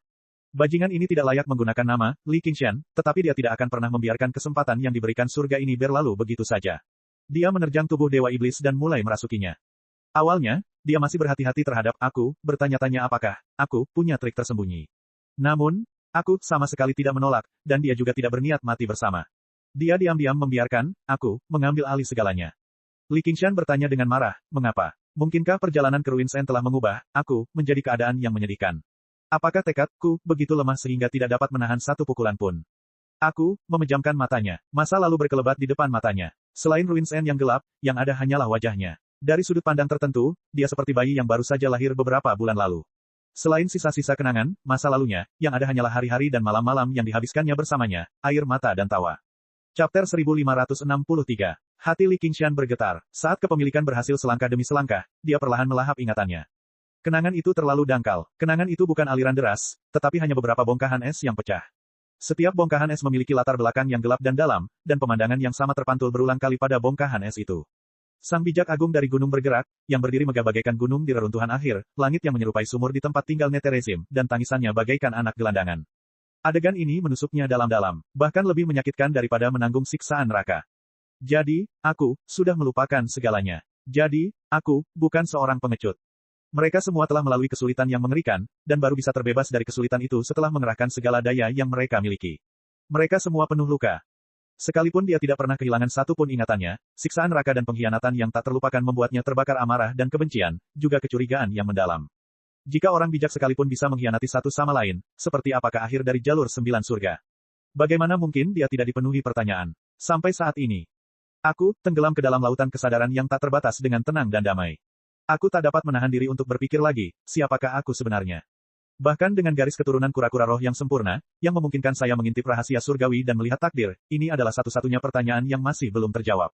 Duh, saya masih belum mengerti. Namun, itu tidak penting lagi. Li Qingshan telah kembali. Tiba-tiba, sebuah suara menjawab dengan pasti, kamu Li Qingshan. Sebuah tangan besar mencengkeram, aku, dengan erat dan menyeret, aku, keluar dari kedalaman laut. Di permukaan laut, kedua Li Qingshan saling memandang seperti sedang melihat cermin. Mereka memiliki penampilan yang sama, tetapi sikap mereka sangat berbeda. Dunia berputar, kekerasan dan keheningan, gairah dan dingin, terus-menerus berdebat, berbenturan, dan berbenturan. Ternyata, transformasi penyuruh milikku telah mencapai kesuksesan besar. Secara alami, ia dapat menekan semua pikiran jahat. Jika aku tidak menyerah sendiri, pada dasarnya mustahil bagiku untuk dirasuki. Dan, jika itu adalah konfrontasi terbuka, dia bahkan akan mengerti betapa mengerikannya ketiga gunung itu bahkan lebih baik dari aku dengan semua ingatannya. Apakah aku menyelamatkan nyawanya? Ya, secara harfiah, aku adalah tubuh aslinya. Dia hanyalah jiwa. Memiliki tubuh Dewa Iblis, dia memiliki potensi yang tak tertandingi. Jika dia ingin membalikkan keadaan, ini mungkin satu-satunya kesempatannya. Namun, dia tersenyum santai. Saat berikutnya, aku merasakan derasnya kenangan yang mengalir masuk. Masa lalu yang telah dia gambarkan semuanya jelas dalam benaknya. Masa mudanya ditemani banteng, masa mudanya menjelajah dunia. Pertemuan pertama dengannya, perpisahan dengan saudara Niu. Segalanya menjadi sangat jelas. Itu bukan lagi sekadar kisah indah, tetapi kehidupan nyata. Emosi yang terkandung di dalamnya begitu kuat sehingga dengan mudah menembus hati yang beku dan mengubahnya menjadi lautan yang bergolak. Transformasi Vienggot yang harus ia tekan dibangkitkan satu persatu. Dunia kecil yang membeku di tubuh Xiao Chen mulai berputar sekali lagi, dan dunia pun bergemuruh. Aku, akhirnya menemukan namaku. Aku mengerutkan kening dan menatapnya dengan ekspresi rumit. Mengapa, meskipun mereka memiliki ingatan yang sama, hal itu menutupi perbedaan di antara mereka. Namun, karena perbedaan mendasar antara tubuh Dewa Iblis dan roh primordial Mahesvara, masih terdapat perbedaan besar di antara keduanya. Mustahil bagi mereka untuk menyatu dengan mudah. Bagi saya, tentu saja itu adalah keuntungan besar. Namun, baginya, ia tidak hanya menyerahkan kemenangan yang sudah di depan mata, tetapi ia juga memperkuat lawannya. Setelah ingatannya pulih, dia memulihkan semangat juang dan kesombongannya. Kamu bersedia mati untuknya, tapi aku tidak bersedia hidup untuknya. Apakah kamu tidak takut bahwa setelah aku melewati kesusahan ke-6, aku akan segera menekanmu dan memurnikan roh primordialku? Keseimbangan yang rapuh ini hanya terjadi karena roh primordial berada satu alam lebih tinggi dari tubuh utama. Begitu alam mereka sama, aku akan memiliki keuntungan yang luar biasa. Saat itu, menghancurkan roh primordial yang menyebabkan masalah akan menjadi pilihan terbaik. Pikiranmu tak bisa lepas dari pengawasanku. Ia menunjuk kepalanya. Memantau diriku sendiri. Pasti ada yang salah dengan otaknya. Aku mengejek diriku sendiri dan menatap matanya. Orang-orang berubah. Ya, orang memang berubah. Namun, di neraka infernal, saudara Liu Er berkata kepadaku, kamu harus percaya bahwa kami berbeda dari orang-orang di langit itu. Meskipun dia dikhianati, dia tetap bertahan. Kalau dia sendiri saja tidak berani percaya, apa gunanya ada yang namanya 9 langit? Ia mengembalikan semua ingatannya dan tidak menyembunyikan apapun. Ia berbalik dan menghilang dari lautan kesadaran yang tak terbatas, kembali ke dunia kecil. Hanya, aku, yang tersisa. Mengingat semua yang terjadi di neraka infernal, ekspresinya menjadi penuh tekad. Aku ingin percaya. Saya percaya bahwa suatu hari, saya akan dapat mencapai kesepakatan dengannya. Saya percaya hari itu tidak akan lama lagi. Ketika saya berada dalam situasi putus asa lagi, menghadapi musuh yang tak terkalahkan, perbedaan-perbedaan kecil ini tidak akan berarti apa-apa. Bertahan hidup dan membunuh musuh adalah yang terpenting. Semua orang tahu ini. Dibandingkan dengan saling menghancurkan, ini adalah satu-satunya cara untuk melepaskan kekuatan terkuat. Sepanjang perjalanan, hal terakhir yang tidak dimiliki Li Qingshan adalah kesulitan dan musuh yang kuat. Siapa yang meminta kita memilih jalan seperti itu? Aku memejamkan mata dan mencerna kenangan itu. Api ilahi penghancur dunia menghilang dan aura mengerikan yang dapat menghancurkan segalanya menghilang. Para murid langsung saling memandang dengan ketakutan. Beberapa dari mereka tidak mengerti apa yang telah terjadi. Hanya Chou Tianjiao yang terkejut seolah-olah dia telah melihat sesuatu yang tidak dapat dipercaya. Biasanya, ketika klon kehilangan kendali seperti ini, mereka akan berpisah, bertarung, atau bahkan binasa bersama. Akan tetapi, dia tidak pernah mendengar ada orang yang mampu hidup berdampingan secara damai pada akhirnya. Inilah perbedaan terbesar antara Li Qingshan dan kultivator biasa. Jika yang ia kejar adalah umur panjang, maka hanya jika ia berpisah ia dapat terhindar dari bahaya kematian. Jika yang dikejarnya adalah keuntungan, maka yang bisa dilakukannya hanyalah mencari cara untuk menghabisi pihak lain. Baru setelah itu ia bisa memonopoli segalanya. Hati manusia itu mudah berubah. Jika dihadapkan pada situasi seperti ini, berapa banyak orang yang rela berkorban, memenuhi kebutuhan diri sendiri, dan percaya pada diri sendiri. Dia mendesah sambil tersenyum, bajingan ini benar-benar monster. Li Qingshan mencerna semua kenangan dan perlahan membuka matanya, melepaskan diri dari transformasi penyuruh. Meskipun dia belum menarik jiwanya, semua transformasi ilahi dan iblis telah dihidupkan kembali. Selama dia menerobos lagi, dia bisa menjalani kesengsaraan surgawi ke-6. Lagi pula, semua yang dialami jiwanya di neraka-neraka, semua pemahaman dan pikirannya, akan menjadi sumber daya baru baginya. Khususnya, angin pasat yang diberikan oleh Great Sage of Ventilation kepadanya mengandung informasi yang lebih berharga. Nilainya tidak kurang dari 3 gunung. Semua transformasi ilahi dan iblis dapat memperoleh manfaat darinya. Perjalanan ke wilayah iblis sudah di depan mata. Sudah waktunya baginya untuk melangkah maju. Namun, sebelum itu, dia ingin menemui Little N terlebih dahulu dan memberitahunya. Alam hantu kelaparan, kota Wuhua. Kota yang sepi itu menjulang tinggi di langit. Angin dingin menderu, dan awan gelap enggan menghilang. N kecil saat ini mengerutkan kening karena khawatir. Dia tidak berminat untuk berkultivasi. Dia telah kembali, tetapi dia lupa siapa dirinya. Meskipun kota itu masih berdiri kokoh, fondasinya sudah terguncang, runtuh hari demi hari. Dia tidak bisa berbuat apa-apa. Apa gunanya bercocok tanam? Pada saat ini, sesosok tubuh turun dari atas. Dia merentangkan tangannya sambil tersenyum. Aku kembali. Dia tertegun. Dia ingin tersenyum, tetapi dia tidak dapat menahan air matanya. Dia melemparkan dirinya ke dalam pelukannya dan memeluknya erat-erat. Chapter 1564. Bulan yang memudar bersinar di kota yang sepi. Seorang pria baik melakukan perjalanan panjang, mengalami gunung-gunung pisau dan lautan api di neraka, melewati jurang tak berujung dari Yang Maha Kuasa, dan kembali ke rumah sekali lagi. Ribuan kata telah terucap, namun tak perlu diutarakan. Selama mereka saling memandang dan tersenyum, semua kerinduan dan rasa sakit mereka terobati. Tak lagi berpikir atau meraung, ia meletakkan beban di tubuhnya dan berhenti menatap ke langit. Untuk tidur dengan tenang di pangkuannya pada malam yang hangat dan cerah ini, dan memimpikannya mimpi yang lebih ringan. Di bawah sinar bulan yang pucat, Little N dengan lembut membelai wajah sang Raja Iblis dan memutar untaian panjang tasbih, menyampaikan berita tentang kembalinya Raja Iblis kepada para Raja Surgawi. Jalan Binatang Iblis. Kun Agung tengah berjuang menggerakkan siripnya yang panjang seperti sayap, berenang ke laut dalam. Tubuhnya penuh luka, dan ia baru saja lolos dari perburuan. Raungan naga itu masih bergema di telinganya. Lautan selalu menjadi wilayah klan naga. Jika ada daftar hitam makhluk yang paling tidak populer, Kun Agung pasti akan berada di urutan teratas. Untuk budidayanya, dia tidak bisa meninggalkan laut. Oleh karena itu, sebagian besar waktunya dihabiskan untuk bersembunyi dan berkali-kali nyaris lolos dari kematian. Dia tidak tampak riang seperti yang terlihat. Di dunia alami ini, di mana yang terkuatlah yang menang, selama seseorang bukan pemburu ulung, mereka harus siap menjadi mangsa. Itulah harga kebebasan, dan itu bukan sesuatu yang mampu ditanggung oleh yang lemah. Beristirahat di sebuah ngarai besar, dia menerima berita itu dan tersenyum, senang kau kembali. Di kedalaman ngarai, sepasang mata dingin tiba-tiba menyala. Ribuan tentakel perlahan-lahan terentang di jurang, dan tanpa mengaduk air, mereka membungkusnya seperti jaring besar. Babak perburuan baru telah dimulai. Jalan Asura. Angin dan asap menggulung bendera, dan genderang perang mengguncang bintang-bintang. Luo Hou Xiaoming sedang dalam pertempuran sengit, tetapi situasinya sangat tidak menguntungkan. Pasukan di bawah komandonya mundur, dan aura militer yang terkondensasi di tubuhnya melemah dengan cepat.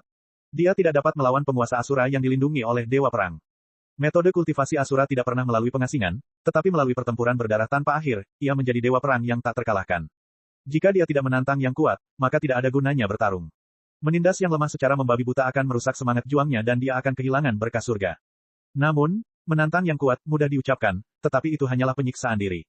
Agar identitasnya tidak terbongkar, dia tidak dapat menggunakan kekuatan apapun dari klan Rahu, yang sama saja dengan melawan seseorang yang lebih kuat darinya sambil dibelenggu. Akibatnya, mereka sering kalah. Hanya karena takdir, mereka tidak pernah mati dalam pertempuran. Namun keberuntungan ini berakhir. Lawannya saat ini adalah Dewa Pertempuran Asura, yang wilayah kekuasaannya setara dengan Dewa Manusia atau Dewa Jahat, tetapi kekuatan tempurnya cukup untuk menghancurkan Dewa Manusia biasa atau Dewa Jahat. Tentu saja pihak lain tidak mau menyerangnya secara langsung. Pada awalnya mereka mengirim orang untuk menyerah dan ingin menangkapnya sebagai jenderal. Dia adalah penguasa Asura yang sering dikalahkan tetapi tidak pernah mati, jadi dia cukup terkenal di daerah ini. Tentu saja, dia tidak yakin. Dewa Perang Asura tidak membuang-buang kata lagi dan mengirim Kaisar Asura di bawah komandonya untuk mengepung dan menekannya. Saat tingkat kultivasinya pulih, dia tidak lagi peduli dengan Asura Sovereign biasa. Setelah beberapa putaran serangan balik, mereka tidak hanya tidak dimusnahkan, tetapi mereka juga tumbuh lebih kuat. Dewa Perang Asura itu semakin tertarik padanya. Dia secara pribadi memerintahkan pasukan untuk mengepung dan memusnahkannya. Selain belasan penguasa Asura yang bergantian menantangnya, dia tidak lagi sebanding dengan mereka. Sekarang, dia dikepung habis-habisan. Kali ini, meskipun dia memiliki takdir, dia mungkin tidak dapat melarikan diri. Sekalipun Dewa Pertempuran Asura tidak menyerang secara langsung, dia memiliki takdir yang tidak akan pernah kalah darinya, yang mana cukup untuk mengimbangi keunggulannya. Menyerah atau mati dalam pertempuran, tidak ada pilihan ketiga. Sekarang setelah dia menerima informasi ini, rasanya seperti dia diselamatkan dari kematian. Apa? Ingatannya sudah pulih. Apa? Roh primordialnya melewati 6 ujian Tuhan. Bukankah itu berarti dia berpisah? Terserahlah, biarkan dia membantuku bertarung. Para raja berjuang sendiri. Tak ada kehidupan yang berjalan mulus. Mereka harus mengatasi semua rintangan demi sebuah mimpi. Roh primordial meninggalkan tubuh. Li Qingshan melirik dirinya yang sedang tidur, tersenyum pada Little N, dan meninggalkan alam hantu lapar. Ia kembali ke rumah Gua Xuan Ming, memasuki alam Asura, dan menatap langit merah darah. Perang tidak akan pernah berubah. Sekali lagi, ia memulai perjalanannya menuju medan perang yang jauh. 1000 mil jauhnya dari kota Wuhua, terdapat hutan yang luas. Tidak ada sehelai daun pun di pohon-pohon yang mati, dan ada tumpukan tulang-tulang putih di bawah pohon-pohon itu. Hutan itu sunyi senyap, dan tidak ada hantu yang berani mendekat. Dan di bagian terdalam hutan, ada pohon yang tidak mencolok dengan tonjolan yang tidak mencolok di sana. Di dalamnya tertanam manik-manik putih berkilau yang tampak seperti bola mata putih. Jika seseorang berbaring tengkurap di atasnya dan mengamati dengan seksama, mereka akan mendapati bahwa bentuknya seperti tengkorak dan tampak sedang tertawa aneh. Itu adalah tasbih tengkorak milik Little N. Alasan mengapa tasbih itu ditaruh di sini adalah untuk mengawasinya. Jika seseorang menyelam ke tulang-tulang putih dan tanah hitam, jauh di bawah tanah, mereka akan melihat istana bawah tanah yang suram dan luas. Aura kematian dan aura yin saling stagnan, membentuk gumpalan besar. Belum lagi di bawah tanah yang sangat dalam ini, bahkan pada hari cerah, seseorang tidak akan bisa melihat jari-jarinya sendiri. Tempat ini seperti kuburan, atau kuburan. Seluruh alam hantu kelaparan terdiri dari kuburan seperti ini, tempat para kultivator gagal dan jiwa-jiwa yang jatuh dikuburkan. Makam ini disebut, Istana Wuhua, dan merupakan tempat peristirahatan Dewa Hantu Wuhua. Memanfaatkan tidur hantu tua ini, Li Qingshan dan Little N bekerja sama untuk mengambil alih kota Wuhua. Kaisar hantu dan kaisar mayat telah mati atau menyerah, dan mereka hampir semuanya ditangkap dalam satu gerakan. Semuanya menjadi sumber daya Little N. Oleh karena itu, tasbih tengkorak harus ditaruh di sini untuk mencegah korban ini terbangun secara tiba-tiba.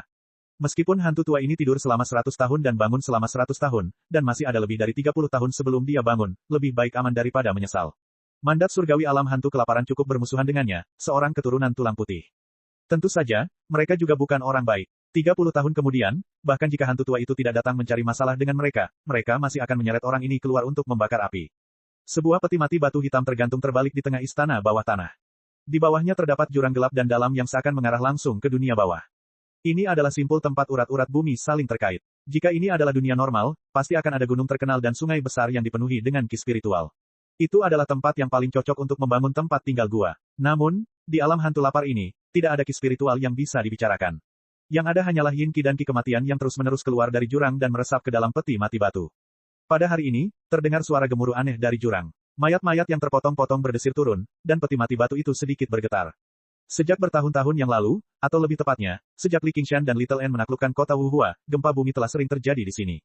Tampaknya itu merupakan fenomena alam yang disebabkan oleh pergerakan kerak bumi, dan kebetulan terjadi pada saat ini. Gempa bumi terjadi karena serangkaian kebetulan. Mungkin hanya karena pecahnya sepotong batu yang memengaruhi struktur tekanan seluruh lempeng, dan akhirnya menjadi gempa bumi yang mengguncang bumi. Namun, getarannya berangsur-angsur mereda, dan peti mati batu yang bergoyang seperti bandul itu berangsur-angsur tenang dan tidak bergerak lagi.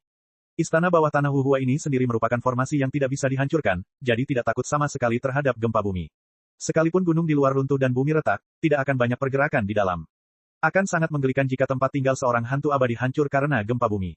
Wuhua Ghost Immortal sedang tertidur lelap, tentu saja dia tidak akan terbangun hanya karena keributan sekecil itu. Namun, situasinya tampaknya sedikit berbeda kali ini.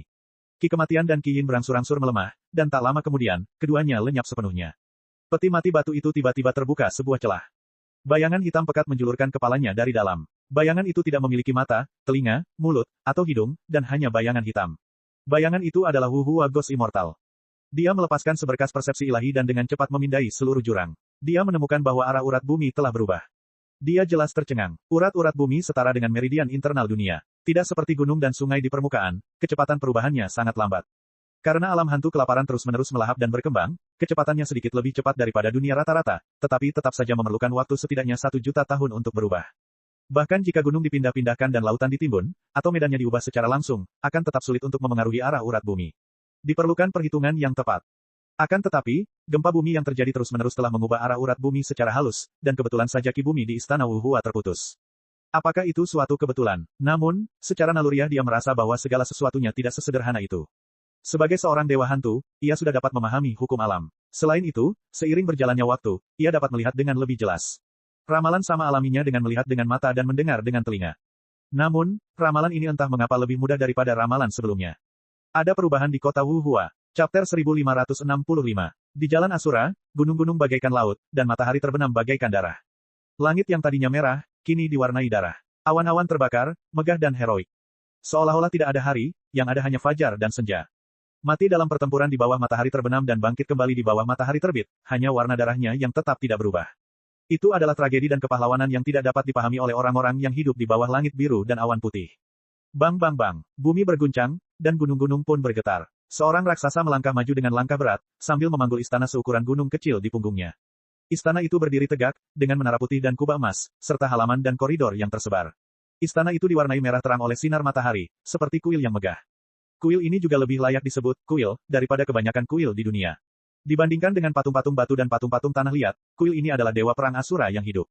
Jauh di dalam halaman, seorang lelaki setengah baya tengah bersandar santai di kursi malas, menikmati nyanyian dan tarian. Hanya ada satu penyanyi wanita. Ia mengenakan sari dan wajahnya ditutupi cadar. Ada tanduk putih tajam di dahinya yang halus dan seputih giok. Ia menari dengan anggunnya, bagaikan seekor burung yang terbang tertiup angin, atau seekor burung merak yang menawarkan bulunya.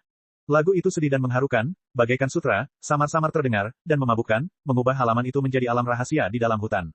Suara pertempuran dari medan perang yang jauh terdengar di sini, namun suara itu pun dilemahkan oleh lagu, dan menjadi tidak berarti. Mata lelaki itu setengah terpejam, turut terbuai oleh lagu itu. Sosok cekatan tiba-tiba melompat keluar dari kehampaan. Sosok itu adalah Kaisar Asura, yang langsung berlutut di tanah, menangkupkan kedua tangannya dan berkata, "Yang mulia, bocah itu masih menolak untuk menyerah." Aura pembunuh dari medan perang tiba-tiba memecah kesunyian, tetapi sang penyanyi tidak berhenti bernyanyi dan menari. Nidam dengan enggan membuka mata merah gelapnya, seperti yang diharapkan dari Kinara. Meskipun ini lagu yang dekaden, sulit untuk melupakannya. Kinara adalah salah satu dari 8 makhluk hidup, yang dikenal karena keterampilan menyanyi dan menari mereka. Mereka tidak termasuk dalam jalan surgawi, juga tidak termasuk dalam jalan Asura. Namun mereka sebagian besar hidup di jalan surgawi, yang dikenal sebagai musik surgawi. Mereka sering dibawa ke jalan Asura sebagai rampasan perang, dalam pertempuran antara jalan surgawi dan jalan Asura. Nyanyian mereka merupakan kenikmatan tertinggi di dunia, dan mereka mendapat reputasi sebagai dewa penyanyi. Nidam membelai jenggot tebal di wajahnya dan bertanya kepada Asura Sovereign, jika aku memberikannya sebagai hadiah, apakah dia akan menyerah?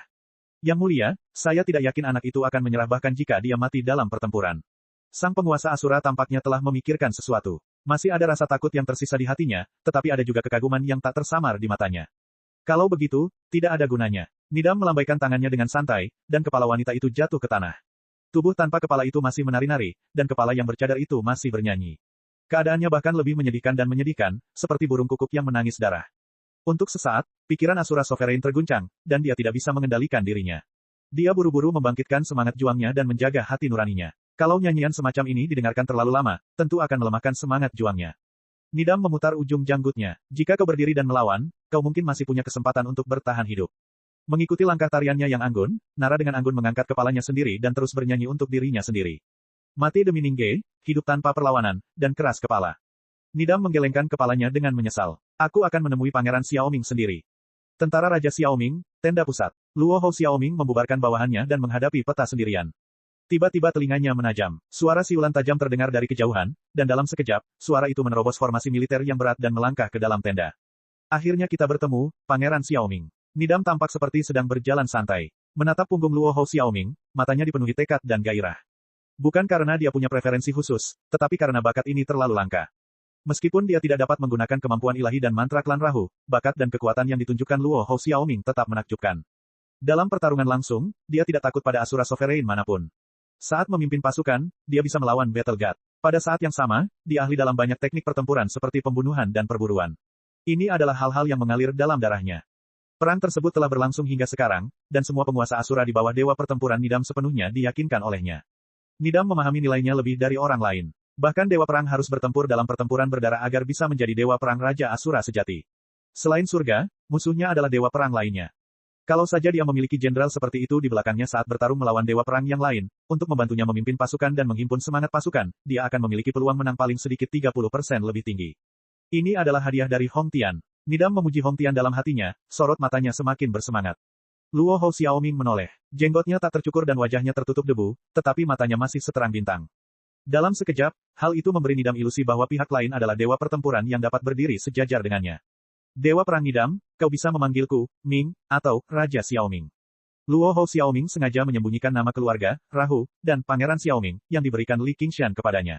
Ia hanya menyimpan kata, Ming, dan menyuruh bawahannya memanggilnya, Raja Xiaoming. Ketika dia berbalik, dia terpaksa menambahkan kata, Xiaoming, di depan namanya. Dia tidak bisa menahan perasaan tidak senang. Raja Xiaoming, sombong sekali. Bahkan aku tidak berani menyebut diriku seperti itu. Ucap Nidam bercanda. Kalau kau tidak menyebut dirimu seperti itu, aku tidak akan menyadari kehadiranmu secepat ini. Petik 2. Raja Xiaoming, adalah gelar yang sangat arogan di jalan Asura. Setelah Asura melewati 7 kesengsaraan surgawi dan menjadi dewa sejati, mereka akan pergi ke tanah suci barat kebahagiaan tertinggi dan bertemu Sang Buddha di kuil petir agung Gunung Spirited. Setelah melalui serangkaian ujian, mereka memenuhi syarat untuk diberi gelar Raja Xiaoming. Orang bijak adalah cahaya kebijaksanaan, dan raja bisa mengendalikan segalanya. Raja Xiaoming tampak marah, melindungi Dharma, dan mengusir roh jahat. Ia mewakili martabat agama Buddha. Seorang Asura sovereign yang menyebut dirinya Raja Xiaoming, bagaikan seorang kultivator roh yang menyebut dirinya dewa sejati. Sikapnya begitu arogan hingga hampir mendekati kebodohan. Bagaimana seekor burung pipit bisa mengetahui ambisi seekor angsa besar? Luo Hou Xiaoming berkata dengan tenang. Dia hanya ingin mengambil kembali semua yang menjadi miliknya. Ya, Li Qingshan sering membanggakan hal ini kepadanya. Bagus, sangat bagus. Aku mengagumimu. Mengapa dewa pertempuran datang? Jangan bilang kau akan mengambil tindakan secara pribadi. Nidam berkata terus terang, menyerahlah padaku. Posisimu akan berada tepat di bawah posisiku, dan aku akan membiarkanmu memimpin semua pasukan. Luo Hou Xiaoming mengangkat alisnya sedikit, seolah dia tidak menduga Nidam punya rencana seperti itu. Dia baru saja kembali ke jalan Asura, dan kultivasinya sudah tidak lemah. Dia benar-benar belum bertemu siapapun yang memenuhi syarat untuk membuatnya menyerah. Tak perlu dikatakan lagi, sebagai anggota klan Dewa Rahu, semua Asura secara nominal adalah bawahannya. Tidak seperti Asura biasa, mereka tidak mengalami begitu banyak pertempuran di tingkat bawah. Nidam mengira dia tergoda, dan mencoba membujuknya lebih jauh. Kamu masih sangat muda, kamu butuh lebih banyak pengalaman dan pengalaman. Ikuti aku untuk menaklukkan mana-mana dan memperluas wawasanmu. Hanya masalah waktu sebelum kamu menjadi dewa perang. Bagi para Asura sovereign biasa, ini memang pilihan terbaik, tetapi bagi Luo Hou Xiaoming, menyerah pasti akan merusak semangat juangnya.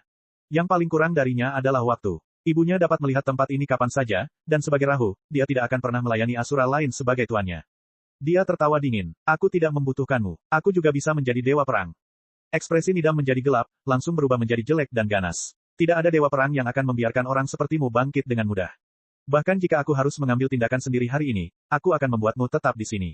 Kalian para dewa perang benar-benar pelit. Luo Hou Xiaoming tertawa meremehkan dan menggelengkan kepalanya. Awalnya aku tidak menyangka akan seperti ini. Lupakan saja, kamu bicara dengan bosku.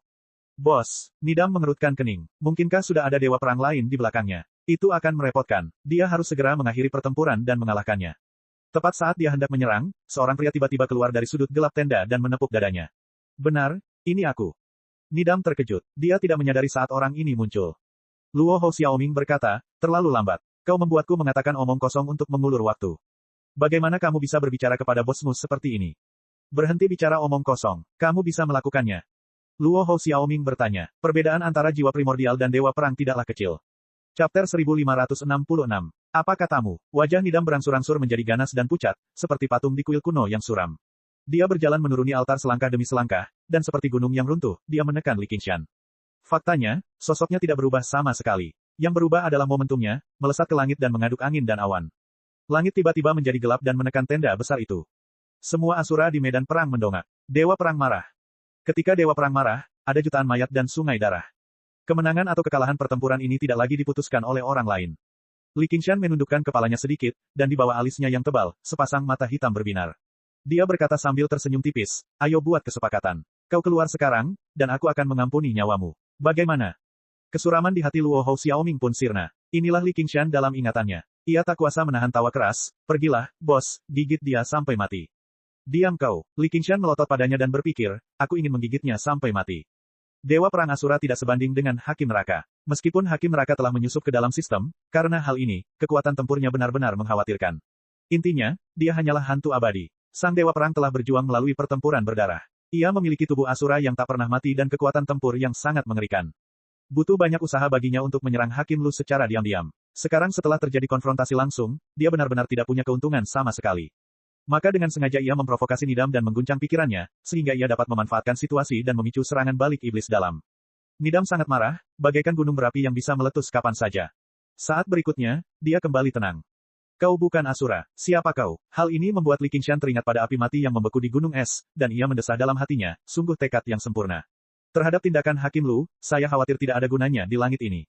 Sambil menoleh, Luo Hou Xiaoming berkata dengan wajah serius, Xiaoming, ayo kita kabur. Luo Hou Xiaoming menepuk jidatnya. Aku tidak kenal orang ini. Nidam tertawa. Pangeran Xiaoming, apakah ini yang disebut bos Anda? Li Qingshan berkata, tunggu, di mana, Raja Surgawi? Raja Surgawi. Pupil mata Nidam mengerut seolah-olah dia benar-benar marah. Dia berkata dengan suara rendah, apa sebenarnya dirimu? Manusia abadi, hantu abadi, mayat hidup abadi. Asura Path bukanlah tempat untuk orang-orang seperti kamu. Karena tidak mudah bagimu untuk berkultivasi sampai tahap ini, segera keluarlah dan aku akan mengampuni nyawamu. Petir menyambar dan guntur bergemuruh di langit. Dibandingkan dengan Raja Kebijaksanaan, para Dewa Dao Surgawi dapat menjadi Raja Surgawi, dan mereka adalah makhluk yang paling dibenci oleh Asura. Baiklah, Li Qingshan mengangkat bahu. Akhirnya, aku punya satu pertanyaan lagi. Apa? Ledakan. Petir menyambar langit, dan tenda itu hancur berkeping-keping oleh angin kencang. Sesosok tubuh terbang keluar dengan suara mendesing, menyapu seluruh medan perang. Ia menabrak beberapa puncak gunung, dan tenggelam dalam jurang. Aura yang dimiliki Dewa Pertempuran Asura tampaknya telah terputus oleh sebilah pedang. Itu adalah Dewa Iblis dengan 3 kepala dan 6 lengan. Ototnya kaku, dan kulitnya berwarna nila seperti terbuat dari baja. Seluruh tubuhnya terbakar dengan api hitam yang beresonansi dengan langit merah di atas kepalanya, mewarnai dunia menjadi hitam dan merah. Li Qingshan perlahan menarik tinjunya dan membuka kedua lengannya ke langit. Dia tertawa dan bertanya dengan suara serak dan tidak manusiawi, siapa bilang aku bukan Asura? Kekuatan yang diperolehnya dari Cao Tianjiao belum hilang, dan meledak sepenuhnya pada saat ini. Mandat surgawi yang luas turun dari langit dan membentuk tubuh abadi Asura. Dia tidak akan kalah dari Dewa Pertempuran Asura manapun. Dia adalah putra surga dari jalan Asura. Dia memejamkan mata dan merasakan kekuatan agung yang tak tertandingi di dalam tubuhnya. Kekuatan itu begitu besar dan dahsyat sehingga dia tidak dapat mengendalikannya. Pada saat ini, alam yang dipahaminya di alam tak berwarna mulai beraksi. Gumpalan angin mengalir ke mata, telinga, mulut, hidung, dan 36.000 pori-porinya, bertiup melalui roh primordial kebebasan agung. Dalam sekejap mata, dia menaklukkan kekuatan dewa yang ganas ini dengan meditasi 4 langit dan membuka matanya. Nak, perhatikan baik-baik. Luo Hou Xiaoming berkata dengan serius, aku akan menunggu dan melihat. Li Qingshan menginjak api hitam dan terbang ke langit. Dia sangat tidak senang karena harus menyerah di tengah pertempuran dengan dirinya sendiri. Sekarang dia akhirnya bisa melanjutkan. Dewa Pertempuran Asura yang tak terkalahkan. Musuh macam ini menarik. Di tebing yang rusak, Nidam mengangguk sedikit, begitu. Dia sama sekali tidak terluka. Hanya bekas pukulan di dadanya yang cepat menghilang. Dia menjilati bibir merahnya dan senyum muncul di sudut mulutnya. Seolah-olah dia sedang mendengarkan lagu gadis Asura, tetapi dia bahkan lebih mabuk. Dia membungkuk dengan anggun ke arah Li Qingshan di langit, menyerang yang lemah benar-benar melukai semangat juangku. Aku tidak punya pilihan selain melakukannya. Karena kamu orang yang kuat, maka aku tidak perlu khawatir lagi. Kalau begitu kamu benar-benar terlalu khawatir. Li Qingshan tersenyum dan meraih bola api hitam, lalu melemparkannya dengan santai. Ledakan, tebing itu berubah menjadi debu dan asapnya mengepul ke langit. Semua Asura di medan perang tercengang. Dewa Pertempuran Asura lainnya, bagaimana pengepungan ini tiba-tiba berubah menjadi pertempuran antar Dewa Pertempuran? Yang mulia Raja Kebijaksanaan, ya kan? Itulah Dewa Perang kita. Perintah Luo Hou Xiaoming, turunkan perintahku, kumpulkan pasukan dan bertarung lagi. Ya Pak, suara genderang perang menggetarkan bumi, dan suara trompet menembus awan. Li Qingshan menatap asap yang mengepul, tetapi tatapannya kosong. Pandangannya seolah menembus asap, melewati medan perang, dan melihat ke suatu tempat yang jauh.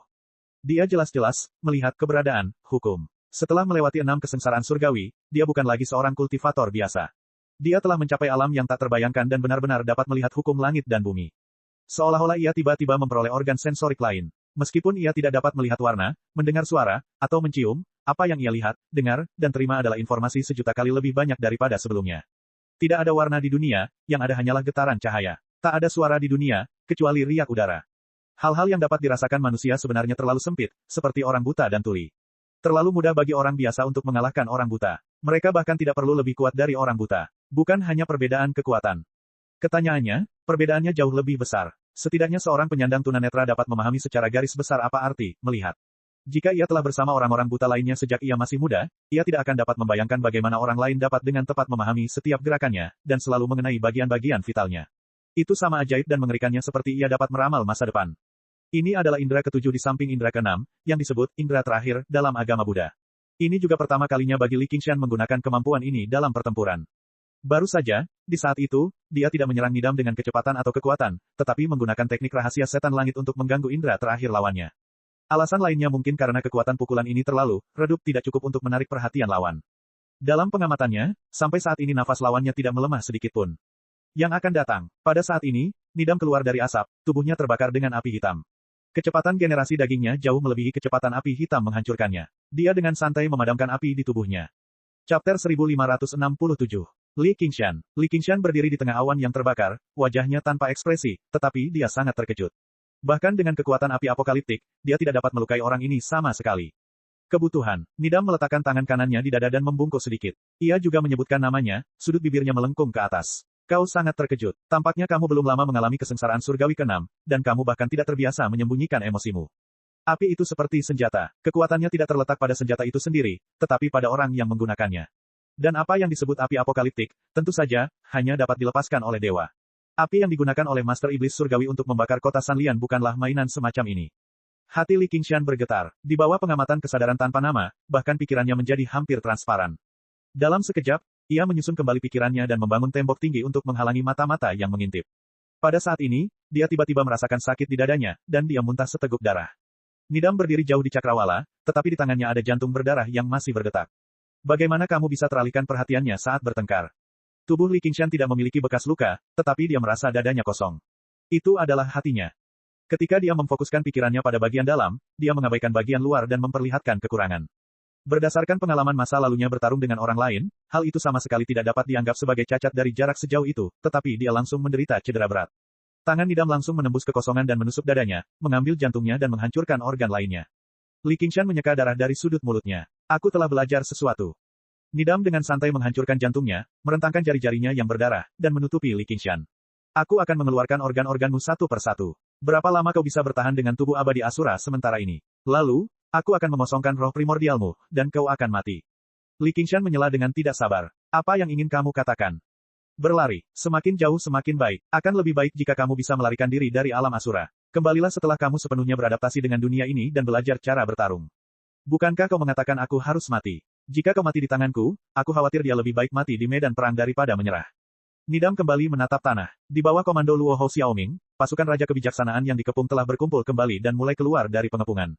Ia sendiri memimpin pasukan ke medan perang, dan sesaat, momentum mereka bagaikan pelangi. Menghadapi musuh yang 10 kali lebih besar dari mereka, tak seorang pun dapat menahan barisan depan mereka. Matanya dipenuhi kekaguman saat dia berkata lembut, aku membutuhkannya.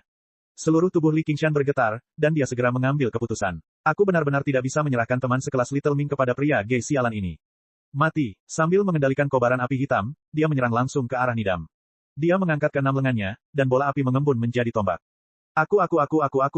Dalam sekejap, garis-garis cahaya hitam yang tak terhitung jumlahnya menembus udara, menutup semua rute pelarian Nidam. Nidam tidak menghindar atau menghindar, membiarkan tombak api hitam menembus dadanya. Dia sebenarnya tidak terluka. Mata Li Qingshan membelalak, dan dia mendapati sosok Nidam menghilang dan menghilang. Dia terus-menerus melarikan diri ke dalam kehampaan, bergerak maju mundur dalam cahaya hitam seolah-olah dia sedang berjalan santai. Sekilas, tampak seolah-olah dia bisa mengabaikan semua kerusakan. Nidam memasang ekspresi mengejek. Dia pada dasarnya bereaksi sebelum Li Qingshan menyerang. Di tengah pertempuran sengit itu, kondisi mental Li Qingshan kembali terekspos. Jelas, dia masih belum terbiasa bertarung di level ini. Begitu perhatiannya terbagi, dia tidak bisa mengurus semuanya sekaligus. Dalam sekejap mata, Li Qingshan menerkam di depannya, keenam lengannya mengayunkan 6 tombak api hitam saat ia menyerang dengan sekuat tenaga. Seperti dugaannya, sosok Nidam menghilang lagi, dan keenam tombak semuanya meleset. Tidak apa-apa kalau kau tidak menyerang. Begitu kau menyerang, kau punya banyak celah. Nidam muncul lagi, melewati Li Qingshan, dan dengan santai mencabut salah satu lengannya. Darah berceceran di mana-mana. Merasakan kemarahan dan keengganan Li Qingshan, hati Nidam semanis madu. Kepala Li Qingshan tiba-tiba berputar 180 derajat, dan senyum di wajahnya juga aneh. Senyum itu tampak dingin, tetapi bercampur dengan kemarahan dan keengganan yang munafik, seperti topeng yang terpelintir. Sebuah mata vertikal tiba-tiba terbuka di dahinya, menyemburkan api ilahi yang memusnahkan setebal jari. Namun, api itu berkali-kali lebih cepat daripada tombak hitam, dan dalam sekejap mata, api itu tiba di belakang Nidam, yang sama sekali tidak berdaya. Nidam tidak bisa menahan diri untuk tidak tertegun, tetapi dia segera bereaksi. Sosoknya menghilang lagi, dan api suci hitam pun menghilang bersamanya. Kali ini, butuh waktu yang lama, sebelum dia muncul lagi. Pada saat yang sama, api ilahi hitam menembus dadanya. Tidak ada jalan keluar. Kenyataannya, ketika Nidam memasuki kehampaan, api hitam ilahi telah menembus kehampaan. Yang satu mengejar dan yang lain melarikan diri, dan setelah melalui ribuan liku-liku, api itu akhirnya mengenai dia. Tentu saja, di mata orang lain, itu hanya linglung sesaat. Jika kultivasi seseorang sedikit lebih lemah, mereka mungkin tidak menyadari bahwa dia telah menghilang, dan hanya akan berpikir bahwa dia telah dipukul saat tidak berdaya. Kali ini, lukanya tidak kunjung sembuh. Sebaliknya, lukanya malah melebar dan menyebar. Ledakan, ledakan, ledakan, ledakan. Baru saja, tombak api hitam mendarat di tanah satu demi satu. Gumpalan asap yang tak terhitung jumlahnya membubung ke langit, dan untuk sesaat, teriakan perang di medan perang tenggelam. Kau, Nidam menoleh, ekspresinya garang dan geram. Dia tahu bahwa dia telah ditipu. Li Qingshan sengaja mengungkapkan emosinya, dan pada akhirnya, dia berpura-pura marah dan tidak mau. Memanfaatkan momen saat dia sedang santai, dia telah melancarkan pukulan yang mematikan. Apakah tidak ada seorang pun yang pernah mengajarimu agar tidak banyak bicara omong kosong ketika sedang bertengkar dengan orang lain? Li Qingshan tertawa terbahak-bahak, lalu mengulurkan lengan lainnya dari tempat lengannya yang patah tadi. Pada saat yang sama, ia mengulurkan 6 jari tengahnya. Ini untuk membalas budi. Bagaimana ini mungkin? Kenapa kau begitu terampil? Nidam menatap lubang di dadanya dengan tak percaya. Ia tak dapat menerimanya. Tadi, ia telah dibodohi seperti orang bodoh, tetapi sekarang, ia telah beradaptasi dengan cepat pada gaya bertarung kesengsaraan surgawi tingkat ke-6. Dari memalsukan emosinya, menipunya, mengejar api ilahi dalam kehampaan, dan sekarang setelah dia terluka parah, seolah-olah dia telah menjadi orang yang sama sekali berbeda. Terlebih lagi, dia dapat memastikan bahwa Li Qingshan tidak dengan sengaja berpura-pura bodoh sejak awal. Jika tidak, dia akan langsung melancarkan serangan diam-diam di dalam tenda, dan dia pasti akan semakin menderita. Kekuatan api ilahi pemusnahan ini terlalu mengerikan, dan ia menahan tubuh abadi Asura lebih dari yang ia bayangkan. Cih, tipuan tak berguna. Aku tidak perlu melarikan diri, dan aku tidak perlu melarikan diri dari jalan Asura. Aku bisa membunuhmu sekarang juga. Li Qingshan menarik ke-6 jari tengahnya. Saya masih harus berterima kasih atas bimbinganmu. Kamu membuatku mengerti bahwa pengetahuan adalah kekuatan. Beradaptasi dengan alam kesengsaraan surgawi tingkat ke-6, tentu saja, merupakan sesuatu yang membutuhkan banyak waktu.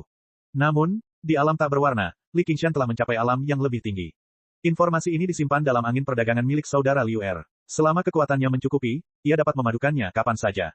Alam itu sendiri bukanlah kekuasaan, tetapi merupakan fondasi semua kekuasaan. Setelah Einstein yang hebat menemukan teori relativitas, Oppenheimer menemukan bahwa, ternyata ia juga dapat membuat bom atom dan menggunakannya sebagai bom besar.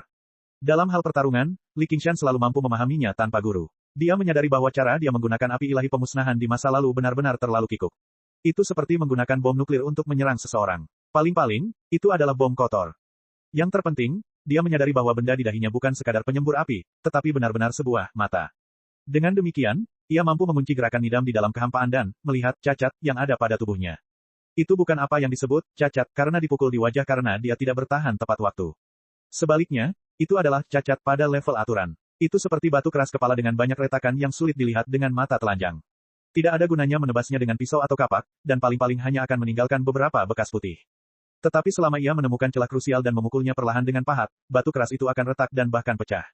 Tubuh abadi Asura adalah batu yang keras kepala. Tidak sempurna dan tanpa cacat. Selama dia menemukan titik krusial, dia bisa merusaknya secara serius atau bahkan menyebabkannya runtuh seketika. Tentu saja, serangan normal sama sekali tidak berguna. Node akan terus bersirkulasi dan berubah sesuai dengan aliran energi dan perubahan gerakan. Mata dewa, di dahi Li Qingshan dapat melihat simpul-simpul ini. Namun, sekadar melihatnya saja tidak cukup. Titik-titik itu sebenarnya bukan titik, dan situasi sebenarnya jauh lebih rumit. Dia tidak hanya harus menemukan celah-celah pada batu, tetapi dia juga harus mengikuti celah-celah tersebut dan menembus seluruh batu secepat mungkin. Selama proses ini, retakan terus berubah. Bahkan kesalahan sekecil apapun akan sangat mengurangi efeknya. Dalam situasi seperti ini, harta karun dan mantra sihir biasa tidak berguna. Tidak peduli seberapa kuatnya, bahkan jika mereka menghancurkan Nidam menjadi bubuk, mereka tidak dapat menghentikan kelahiran kembali tubuh abadi Asura. Namun, api ilahi pemusnahan memiliki kemampuan ini. Inilah kengeriannya yang sebenarnya. Secara teori, ia dapat menghancurkan segalanya, dan tidak ada batas bagi kekuatan penghancurnya. Keenam tangan Li Qingshan melambai keluar seolah-olah sedang mengusir seorang anak. Lari, larilah sejauh yang kau bisa, meski aku tidak akan membiarkanmu pergi. Chapter 1568. Matahari terbenam perlahan-lahan, langit mulai gelap, dan pertempuran sengit di medan perang sedang berlangsung. Pembaruannya sangat cepat.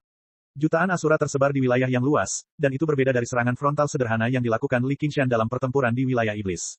Para Asura bertarung dengan sengit di setiap lembah, di setiap bukit, dan di setiap ladang. Sebagian berada di bukit tinggi, memegang busur panjang, dan anak panah berjatuhan bagai hujan, sebagian berdiri di garis depan formasi tempur, bersenjata dan siap sedia, dan sebagian bergerak bebas maju mundur di medan perang, memegang senjata pendek, muncul dan menghilang secara misterius. Sekalipun mereka dipenuhi puluhan luka dan anggota tubuh patah beterbangan di mana-mana, mereka masih bertarung dengan sengit. Mereka tidak bertempur sendirian, melainkan saling bekerja sama setiap saat, dan semangat ketentaraan tidak dapat ditebak. Mereka berkumpul untuk menyerang musuh, berpencar untuk mengumpulkan momentum, dan berupaya semaksimal mungkin untuk menciptakan situasi di mana mereka kalah jumlah. Itu tidak sebanding dengan perang di dunia manapun. Bahkan para prajurit tua yang telah bertempur di wilayah iblis selama bertahun-tahun tidak dapat membayangkan pertempuran seperti itu. Itu bagaikan dua mesin perang yang sangat canggih, saling bertabrakan dengan hebat dan bergesekan satu sama lain dengan hebat. Tidak ada momentum yang konstan dalam perang, dan air tidak kekal, tercermin secara ekstrim di sini, dan ada tingkat alasan yang tinggi dalam fanatisme tersebut. Luo Hou Xiaoming memanfaatkan ketidakmampuan Nidaham untuk membagi dirinya, dan mendominasi seluruh medan perang untuk sementara waktu. Namun, semua orang, termasuk dia, tahu bahwa kunci untuk menentukan hasil perang tidak ada di sini, tetapi di langit. Dia juga memperhatikan pertempuran yang menentukan di langit. Bahkan dia, yang dulunya adalah seorang dewa, tidak dapat menahan diri untuk tidak mengagumi kecepatan kemajuan Li Qingshan dan bakat yang ditunjukkannya dalam pertempuran. Dia hanyalah Asura yang terlahir sempurna. Jika dia tidak terlahir di alam manusia, melainkan di alam Asura, bahkan jika dia tidak bertemu orang itu, dia tidak akan jauh lebih buruk dari sekarang. Awalnya, menurut akal sehat, membiarkan roh primordial berhadapan dengan dewa perang sama saja dengan mencari kematian. Luo Hou Xiaoming tetap memutuskan untuk meminta bantuannya, tetapi itu hanya karena semacam kepercayaan. Itu bukan sesuatu yang membosankan seperti perasaan atau ikatan, tetapi kepercayaan seorang pejuang. Dalam kasus alam yang sama, Li Qingshan tidak akan pernah dikalahkan semudah itu. Cahaya warna-warni di langit meredup, dan angin meniup semua asap. Di langit merah tua, bulan yang cerah muncul di belakang Li Qingshan. Rambutnya yang hitam terurai di bahunya seperti surai binatang buas. Wajahnya gelap dan suram, matanya seperti bara api, bersinar terang saat dia menatap seluruh medan perang. Kemudian, ia mengembun di tubuh Nidam. Hanya mata dewa di dahinya yang tertutup rapat, dia sedang beristirahat dengan mata tertutup. Di bawah tatapan mata itu, Nidaham tidak berani bergerak. Yang paling ia waspadai adalah mata dewa yang tertutup rapat itu. Memanfaatkan kesempatan untuk mengatur napas, dia menekan api ilahi pemadam dunia di dalam tubuhnya. Lubang di dadanya mulai sembuh lagi. Tiba-tiba, Li Qingshan menarik napas dalam-dalam. Angin bersiul dan berubah menjadi dua tornado yang tersedot ke dalam lubang hidungnya. Hampir semua buku yang ingin Anda baca ada di sini. Jauh lebih stabil daripada situs web pada umumnya, dan pembaruannya lebih cepat. Semuanya berupa teks tanpa iklan. Mereka menyerbu ke paru-paru baru dan menopang dada. Jantungnya pulih dan berdetak seperti genderang perang, mengirimkan darah ke seluruh tubuhnya. Kekuatannya pulih sedikit demi sedikit hingga mencapai keadaan yang paling sempurna. Tiba-tiba dia menengadah ke langit dan berteriak, hatinya dipenuhi rasa gembira. Rambutnya yang panjang menari-nari tertiup angin, dan auranya naik dengan cepat. Seperti api yang menyala-nyala, seperti awan, dan memenuhi seluruh langit. Auranya menelan ribuan mil seperti seekor harimau. Medan perang menjadi sunyi. Terlepas dari kawan atau lawan, semua orang mendongak. Ayo, niat membunuh memenuhi langit. Ia mengembun menjadi bentuk harimau dan menerkam Nidam. Nidam mencibir sedikit, dan tiba-tiba terjadi kehampaan. Li Qingshan memfokuskan pandangannya dan bergegas maju. Di kekosongan di belakangnya, sebuah tangan tiba-tiba terulur, membawa serta lapisan-lapisan bayangan. Jika Li Qingshan tidak bereaksi cepat, jantungnya akan diambil lagi. Trik yang sama tidak bisa digunakan padaku dua kali. Dia berbalik, menaikkan api, memadatkan senjata, dan mengayunkan bilah pedang, semuanya dalam satu gerakan. 6 bilah api dewa sehitam tinta menebas tangan itu secara bersamaan, tetapi hanya serangkaian bayangan sisa yang terpotong. Apakah begitu? Begitu pula dengan saya. Nidam berjalan keluar dari kehampaan, menyeret lapisan-lapisan bayangan yang tertinggal bersamanya. Ia melawan akal sehat dan tiba-tiba bergerak maju dan mundur, ke kiri dan ke kanan, membuat orang-orang tidak dapat memahami lintasannya. Ia tampak berjalan santai, tetapi ia lebih cepat dari Li Qingshan. Selangkah demi selangkah, inci demi inci, ia mendekati Li Qingshan. Keduanya, yang satu maju dan yang satu mundur, menyapu medan perang seperti dua meteor yang terhubung kepala dan ekor, dan jatuh ke arah rawa besar di kejauhan. Tangan Nidam tampak tidak terhubung dengan lengannya. Tangannya mekar seperti bunga teratai, berkibar seperti kupu-kupu, dan menggoyangkan jaring bilah yang dijalin oleh 6 bilah api dewa. Suara dentang terdengar dan api hitam memercik, tetapi tidak dapat menyentuhnya sama sekali. Li Qingshan tahu bahwa perbedaan fisik mereka terlalu besar. Jika mereka bertarung dalam jarak dekat, dia tidak akan menang. Dia akan dikuliti dan dicabik-cabik oleh tangan-tangan itu dalam sekejap. Mata dewa Anda, setelah menggunakannya sekali, butuh waktu lama untuk pulih. Kamu sudah menggunakannya sekali tadi. Kalau untuk kedua kalinya masih belum bisa memutuskan hasilnya, Nidam tampak seperti memegang kemenangan di tangannya. Tiba-tiba, dia menghancurkan bilah api suci, dan dengan mudah melepaskan salah satu lengan Li Qingshan. Ledakan, meteorit itu jatuh ke rawa besar. Sebelum riak-riak menyebar, meteorit itu sudah dekat dengan dasar danau, dan tidak ada jalan untuk mundur. Diam kau bukan orang suci. Li Qingshan berteriak dengan marah, mata dewa, buka. Dunia tiba-tiba kehilangan warna, bentuk, dan bahkan kualitasnya. Seolah-olah dia telah kembali ke dunia yang tak berwarna. Yang bisa dia lihat hanyalah hukum langit dan bumi yang salah. Apa yang terus-menerus mendekat di depannya bukanlah dewa pertempuran Asura, tetapi kumpulan hukum yang sangat padat dan berputar cepat. Yang disebut kultivator, yang disebut dewa, bukanlah sekelompok orang istimewa yang melompat keluar dari 3 alam dan bukan dari 5 elemen. Mereka adalah bagian dari hukum langit dan bumi. Baik itu kekuatan maupun kehidupan, semuanya berasal dari dunia ini. Yang paling penting adalah bahwa hukum semacam ini sendiri juga merupakan ilusi. Dao Agung tidak kasat mata. Agar para kultivator dapat mengenalinya, dan para dewa dapat membedakannya, mereka menamakannya 3000 Dao Agung. Semua gelar, semua nama, dan semua hukum hanyalah jembatan untuk mendekatkan diri pada Dao Agung. Oleh karena itu, semua hukum itu kosong. Li Qingshan duduk bersila. Keenam lengannya terentang membentuk segel yang berbeda, dan rambut panjangnya diikat menjadi sanggul di belakang kepalanya. Matanya memantulkan cahaya bulan yang tenang dan cahaya ombak, seolah-olah dia telah tercerahkan sebelum kematiannya. Dia penuh kelembutan terhadap dunia, menunjukkan penampilan yang lembut. Itu adalah salah satu dari 6 wujud Dharma terpenting dalam Mahesvara. Wujud ini melambangkan pengorbanan, dan juga dikenal sebagai disintegrasi iblis. Sebelum tangan Nidam menyentuh tubuhnya, tubuh abadi Asura berubah menjadi abu, hanya menyisakan mata vertikal. Dia menaruh seluruh tenaganya dan seluruh harapannya pada mata dewa ini. Dalam sekejap, semua bayangan di tubuh Nidam menghilang. Dia tidak bisa menahan diri untuk tidak mendongak karena terkejut. Meskipun dia tidak mengerti apa itu, Saint Seiya, yang disebutkan Li Qingshan, ancaman yang dia rasakan jauh lebih besar daripada sebelumnya. Seolah-olah dia jatuh ke dalam gua es, seolah-olah dia terjebak di tanah kematian. Hal itu sebenarnya dapat secara langsung mengganggu pergerakannya dan menghilangkan bayangan-bayangannya dengan pengamatan, kesadaran kiamat. Sialan, dengan kecepatan pertumbuhan seperti ini, monster macam apa yang kutemui? Hancurkan, kata Li Qingshan dalam hatinya. Lalu, tatapan hitam diarahkan ke Nidam. Dia segera mundur, dan tatapan itu menatapnya. Dia melarikan diri ke dalam kehampaan, tapi tatapan itu masih menatapnya. Sebagai dewa perang, dia tak berdaya bagaikan manusia biasa yang tak bisa lepas dari tatapan orang lain. Tatapan hitam itu telah melihat semuanya. Kali ini, yang tersisa jelas bukan sekadar lubang kosong. Gerakan ini memang mengerikan, layak menjadi api ilahi pemusnahan yang membakar abis kota Sanlian. Nidam mendesah. Tiba-tiba, dia mengenakan perisai lengan bundar yang kecil dan indah dan melambaikan tangannya di depannya. Retakan. Sebuah retakan muncul pada pelindung lengan yang seperti cermin. Ledakan. Sebelum rawa besar dapat menciptakan riak, riak itu langsung diuapkan oleh api ilahi pemusnahan. Di dasar danau yang kering, Nidam tidak terluka. Dia menatap Li Qingshan dengan mengejek, sudah berakhir. Asura tidak menggunakan harta karun. Mereka menggunakan senjata dan armor paling dasar, yang disebut senjata Dewa Asura. Benda-benda ini mungkin tidak memiliki banyak fungsi magis seperti harta karun. Kekuatannya seringkali bergantung pada penggunanya. Benda-benda ini tidak hanya tidak dapat mengubah orang yang lemah menjadi orang yang kuat secara instan, tetapi juga seringkali dapat melahap pemiliknya. Namun, tidak ada yang meragukan kekuatan penghancur dan pertahanan senjata-senjata suci ini. Perisai kecil di tangan Nidam adalah senjata suci Asura yang sebenarnya, senjata Tuhan. Adapun api ilahi pemusnahan, api itu ditujukan pada titik lemah Nidam. Karena terhalang oleh perisai ilahi ini, api itu tidak memiliki kekuatan untuk memusnahkan segalanya. Li Qingshan tercengang, sialan kau, ini sungguh tak tahu malu. Dia tidak bisa menang, jadi dia mengambil senjatanya. Senjata ilahi Asura adalah bagian dari Asura. Seperti yang dikatakan Nidam, dia mengenakan baju besi ringan dan mengeluarkan pedang tinju. Dia bersenjata lengkap. Li Qingshan tidak perlu melihat untuk mengetahui bahwa pedang dan baju besi ini adalah senjata dewa yang paling kuat. Dan dia bukan hanya bertangan kosong, tapi dia juga mengorbankan tubuh abadi Asura dan menghabiskan kekuatan roh primordialnya. Tidak peduli seberapa kuat api ilahi pemusnahan itu, mustahil baginya untuk menembus perisai dan baju sirahnya untuk menyerang tubuh Nidam. Dan dengan lambaian ringan pedang tinjunya, roh primordialnya hendak terpotong menjadi dua.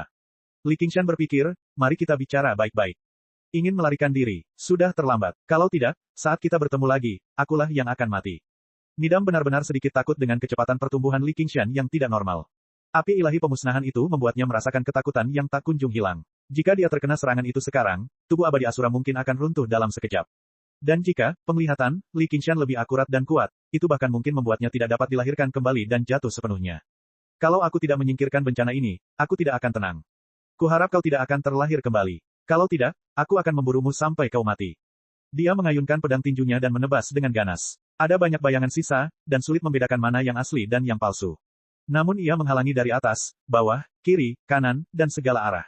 Pada saat ini, Li Qingshan tidak memilih untuk melarikan diri. Sebaliknya, dia mengeluarkan kantong anggur dari suatu tempat dan minum seteguk anggur. Kemudian, dia mengeluarkan pedang perunggu kuno dari suatu tempat. Dengan bunyi dentang, dia menghunus pedangnya. Kedua pedang beradu, pedang itu patah. Mata Nidam membelalak dan mulutnya terbuka lebar. Secara naluriah ia melambaikan perisainya untuk menangkis, perisainya hancur.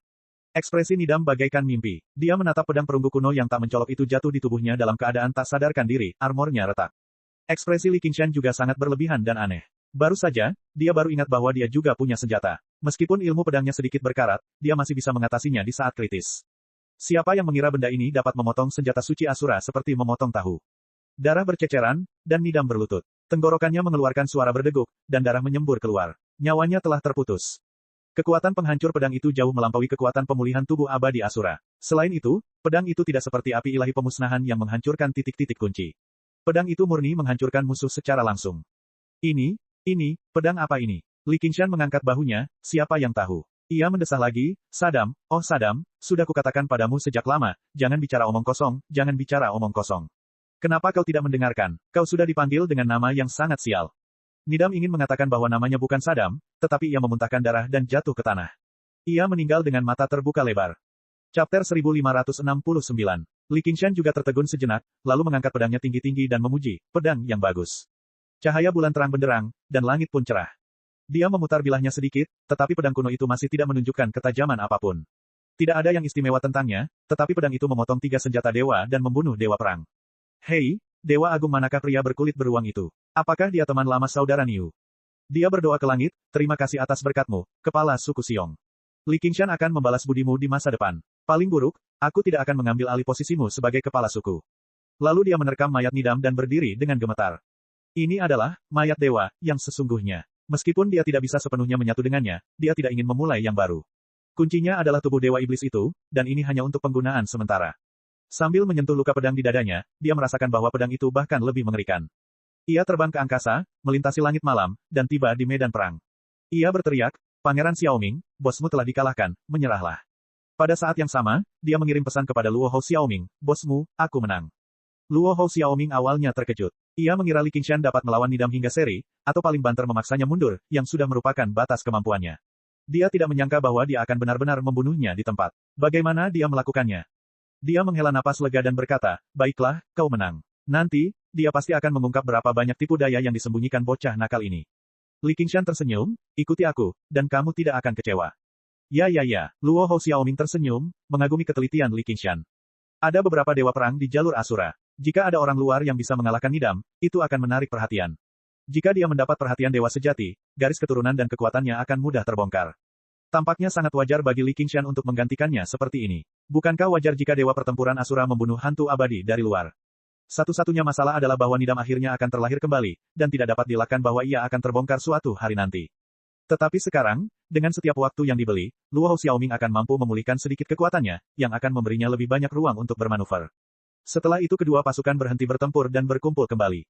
Hal semacam ini sudah biasa terjadi di Asurapat. Selama mereka tidak kehilangan semangat juang, mereka akan selalu bisa bangkit kembali, dan tidak ada kebencian yang mendalam di antara mereka. Adapun para ahli yang semula bermusuhan, mereka malah saling menghargai dan mengagumi satu sama lain. Orang yang paling banyak mendapat perhatian tidak diragukan lagi adalah Raja Kebijaksanaan. Beberapa penguasa Asura segera datang untuk mengobrol dengannya, mengungkapkan keinginan mereka untuk bertanding dan belajar satu sama lain. Luo Hou Xiaoming mengangguk pelan. Dia tidak banyak bicara dan hanya mengucapkan beberapa patah kata dengan santai. Meskipun dia tidak bisa mengungkap kekuatan ras Dewa Rahu, dia masih memiliki aura khusus dalam dirinya. Hal itu membuat para Asura Sovereign yang menerima tanggapannya merasa sangat kewalahan oleh bantuan yang tak terduga tersebut. Melihat waktunya sudah tepat, Li Qingshan melaksanakan permintaan terakhir, Nidam dan segera mengumumkan bahwa Luo Hou Xiaoming akan mengambil kursi kedua dan menggantikannya sebagai panglima seluruh pasukan. Luo Hou Xiaoming dengan tulus mengucapkan terima kasih padanya. Setiap dewa pertempuran memiliki lingkup pengaruhnya masing-masing, yang meliputi gunung, sungai, dan danau yang tak terhitung jumlahnya, dan sangat luas. Akhirnya, ia memiliki cukup ruang untuk berkembang, dan tak seorang pun dapat menekannya lagi. Itulah kesempatan baginya untuk melewati 6 kesengsaraan surgawi dan menjadi dewa perang. Li Qingshan takut identitasnya akan terbongkar, jadi dia tidak berani berinteraksi terlalu banyak dengan bawahan Nidam. Dia langsung mengumumkan bahwa sebuah perayaan akan diselenggarakan oleh Luo Hou Xiaoming. Mengandalkan beberapa kenangan yang tersisa di tubuh ini, dia datang ke istana dengan menunggangi raksasa. Jauh di dalam halaman, gadis Kinara, yang berada di tempat berbeda, masih bernyanyi dengan sedih. Suaranya lemah dan halus, seperti lilin yang tertiup angin yang dapat padam kapan saja. Li Qingshan meliriknya, sungguh sayang. Dia memegang tubuhnya dengan satu tangan, dan kepalanya dengan tangan lainnya, lalu menyatukan keduanya. Kemudian nyanyian Kinaragel berhenti, dan lehernya kembali terhubung. Dia tidak bisa menahan diri untuk tidak melebarkan matanya dan menarik napas dalam-dalam. Dia menatap Li Qingshan dari atas ke bawah dengan matanya yang indah dan tiba-tiba berkata, kamu bukan Nidam. Terkejut, Li Qingshan menepuk pahanya. Jadi dia bukan Sadam. Tidak heran dia memiliki ekspresi seperti itu saat meninggal, seolah-olah dia ingin mengatakan sesuatu. Dia hanya melepaskan tubuh dewa itu dan mengaitkan dagu tajam gadis Kinara. Cantik, suaramu sangat indah. Ceritakan lebih banyak. Gadis Kinara berkata, kamu juga bukan Asura. Li Qingshan benar-benar sedikit penasaran. Bagaimana kamu tahu? Di mata Asura, tidak akan ada begitu banyak kebahagiaan. Li Qingshan tertawa terbahak-bahak. Kau benar, ini mungkin alasan mengapa dia tidak ingin menjadi Asura. Selain pertempuran dan pembunuhan, ada banyak hal lain dalam kehidupan, seperti anggur yang enak dan wanita cantik. Sepertinya kau juga bukan Asura. Dia memandangi sosok ramping dan anggunnya di balik kain kasa hijau, kulitnya sehalus susu, dan matanya yang hitam legam hampir tanpa bagian putih. Singkatnya, ada sedikit kesedihan di dalamnya. Itu bukan ekspresi yang seharusnya dimiliki seorang gadis Asura. Saya Putri Qin dari klan Kinara. Terima kasih telah menyelamatkan hidup saya. Jika Anda dapat mengembalikan saya ke hukum surgawi, saya pasti akan berterima kasih kepada Anda. Ah. Kinara, 8. Li Qingshan berbaring dengan nyaman di kursi malas. Ia mulai mabuk, dan ia menarik Putri Qin ke dalam pelukannya. Kalau begitu, aku tidak akan berdiri di atas upacara. Tak lama kemudian, erangan lembut yang menggetarkan jiwa terdengar di halaman. Pada saat yang sama, di alam hantu kelaparan. Setelah melakukan ramalan yang sangat teliti, hantu tanpa bunga abadi berubah menjadi bayangan hitam dan diam-diam melakukan perjalanan melalui kedalaman bumi, menuju kota tanpa bunga, yang berjarak ribuan kilometer. Dia sengaja tidak keluar dari pintu masuk utama. Meskipun dia tidak menemukan tasbih tengkorak juga tidak menemukannya. Ini adalah kewaspadaan yang telah dia kembangkan selama bertahun-tahun, dan dia merasakan ada sesuatu yang salah. Alam hantu lapar berbeda dengan Dao lainnya. Tidak ada dewa sejati atau dewa sejati, dan dewa hantu adalah yang terkuat. Dia terkenal di alam hantu kelaparan, dan dia dapat dianggap ahli bahkan di antara para dewa hantu. Kecuali Panglima Yin alam neraka, tidak ada orang lain yang punya alasan untuk memprovokasi dia. Bahkan jika dia datang ke sini untuk membalas dendam, tidak ada gunanya menghancurkan kota Wuhua. Sebaliknya, itu akan menunjukkan permusuhannya. Oleh karena itu, dia bersikap rendah hati, dan lebih suka memperlambat dan menarik kembali seluruh auranya. Tak lama kemudian, dia tiba di kota Wuhua dan mengamati dengan saksama selama beberapa saat sebelum menyelinap masuk. Dia telah melalui 6 kesengsaraan surgawi, memahami hukum langit dan bumi, dan menciptakan kesadaran abadi. Meskipun dia hanya seorang hantu abadi, dia memiliki kekuatan yang luar biasa. Apa yang disebut formasi, itu pada hakikat adalah benteng yang dibangun dengan meniru hukum langit dan bumi. Di matanya, itu adalah pagar yang penuh dengan lubang, dan ini adalah kotanya sejak awal, jadi dia bisa menyelinap masuk dengan mudah dan diam-diam. Li Qingshan dan Little N sama sekali tidak menyadari bahwa musuh yang kuat sedang mendekat. Bukan saja surga tidak berpihak pada mereka, tetapi mereka juga dibutakan oleh indera mereka. Bahkan jika itu adalah bahaya yang mengancam jiwa, mereka tidak akan memiliki firasat apapun. Secara kebetulan, roh primordial mereka sedang menuju ke alam Asura. Tidak hanya ada wilayah utama di antara mereka, wilayah ini juga menjadi garis pemisah antara para kultivator dan makhluk abadi. Mereka tidak memiliki waktu yang tepat, tempat yang tepat, dan orang yang tepat, dan mereka disergap. Chapter 1570. Cahaya bulan yang tenang menyinari tempat tidur. N kecil merasakan sesuatu dan melihat keluar jendela. Bulan sabit melewati awan gelap, berkelap-kelip antara terang dan gelap. Tiba-tiba, embusan angin dingin bertiup masuk, meniup tirai tebal dan menekan ke arahnya. Ding ding ding ding. Lonceng jiwa kacau berdentang mendesak, namun kedengarannya sangat membosankan. Tanpa disadari, kegelapan tak berujung telah menenggelamkan menara itu seperti air hitam. Dia bahkan tidak bisa melihat jari-jarinya di depannya, dan bintang-bintang serta bulan pun tidak memiliki cahaya. Mata N kecil berkedip. Dia melambaikan lengan bajunya yang panjang, dan tasbih tengkorak di pergelangan tangannya berhamburan dan terbang. Pada saat yang sama, dia mencabut pedang pembunuh Buddha. Namun, tasbih itu terjatuh ke dalam kegelapan bagaikan batu yang tenggelam ke dalam lautan, dan tidak terjadi reaksi sama sekali. Dia tidak berekspresi apa-apa, dan tanpa ragu-ragu, dia mengayunkan pedangnya ke arah kegelapan. Tepat saat bilah pedang itu diangkat, kegelapan mencengkeramnya dengan erat, dan mencengkeramnya juga dengan erat. Kegelapan melahap daging dan darahnya dengan ganas, dan dalam sekejap mata, kecantikannya memudar, memperlihatkan kerangka putih dengan api pucat menyala di rongga matanya. Pewaris tulang putih. Suara terkejut dari hantu abadi Wuhua datang dari kegelapan, dan dia tertawa. Tidak heran aku terbangun, surga benar-benar membantuku. Bodhisattva tulang putih telah menyebabkan terlalu banyak kerusakan pada alam hantu kelaparan di masa lalu. Untuk melawannya, bahkan hukum langit dan bumi telah terdistorsi. Bahkan kehendak surgawi yang tidak mempunyai ingatan, telah meninggalkan bekas yang jelas yang tidak dapat dilupakan bahkan hingga sekarang. Hukum langit dan bumi dengan tegas menolak jalan tulang putih yang maha indah. Jika dia dapat menuruti keinginan surga dan menyingkirkan seorang pewaris tulang putih, dia pasti akan disukai oleh surga. Dia tidak hanya akan menjadi hantu abadi terkuat di alam hantu kelaparan, tetapi dia juga akan memiliki kesempatan untuk mengambil langkah paling mustahil dan melewati 7 kesengsaraan surgawi untuk menjadi manusia abadi sejati, dan meninggalkan tempat terkutuk ini sepenuhnya. Segala sesuatu terjadi dalam sekejap. Kegelapan menyusup ke jalan tulang putih seperti tinta, menyebar dengan cepat, dan tidak melepaskan Li Qingshan yang ada di pelukannya. Dia terbangun dari mimpinya dengan kaget, dan sebelum dia bisa memahami apa yang telah terjadi, dia hanya bisa merasakan pertanda kematian yang mengerikan. Dia tidak peduli, dan segera meraih token penggeser gunung dan mengarahkannya ke kegelapan. Dengan suara keras, lingkaran cahaya muncul dan menara itu tiba-tiba meledak. Kegelapan terdorong mundur, dan sesosok samar muncul. Li Qingshan melayang ke udara dari reruntuhan dan debu dengan Xiao An di tangannya, tetapi bahaya belum berakhir. Wuhua Ghost Immortal telah menaruh seluruh perhatiannya pada sang penerus tulang putih yang legendaris, jadi dia tidak menganggap serius Li Qingshan. Dia dapat dengan mudah menghisap ikan kecil yang bahkan belum mengalami 6 kesengsaraan surgawi menjadi mayat kering. Namun, dia tidak menyangka bahwa Li Qingshan akan memiliki harta ajaib yang dapat menyerang Yuan Shen-nya. Sekilas, dia dapat mengatakan bahwa itu bukan barang biasa. Betapa berlimpahnya hasil panen kali ini. Cek-cek, kalian semua tidak bisa kabur, tetaplah di sini untukku. Tepat saat Flowerless Ghost Immortal hendak menjatuhkan mereka, kegelapan menyelimuti dirinya. Dia mendongak karena terkejut dan melihat sebuah gunung terbang ke arahnya. Di persimpangan hidup dan mati ini, Li Qingshan menyatakan bahwa dia tidak ingin berbicara dan melemparkan gunung pada dewa hantu tanpa bunga. Gunung itu diberi nama Puncak Tebing Kuning dan merupakan milik Santo Agung Pegunungan Bergerak, Raja Unta Singa.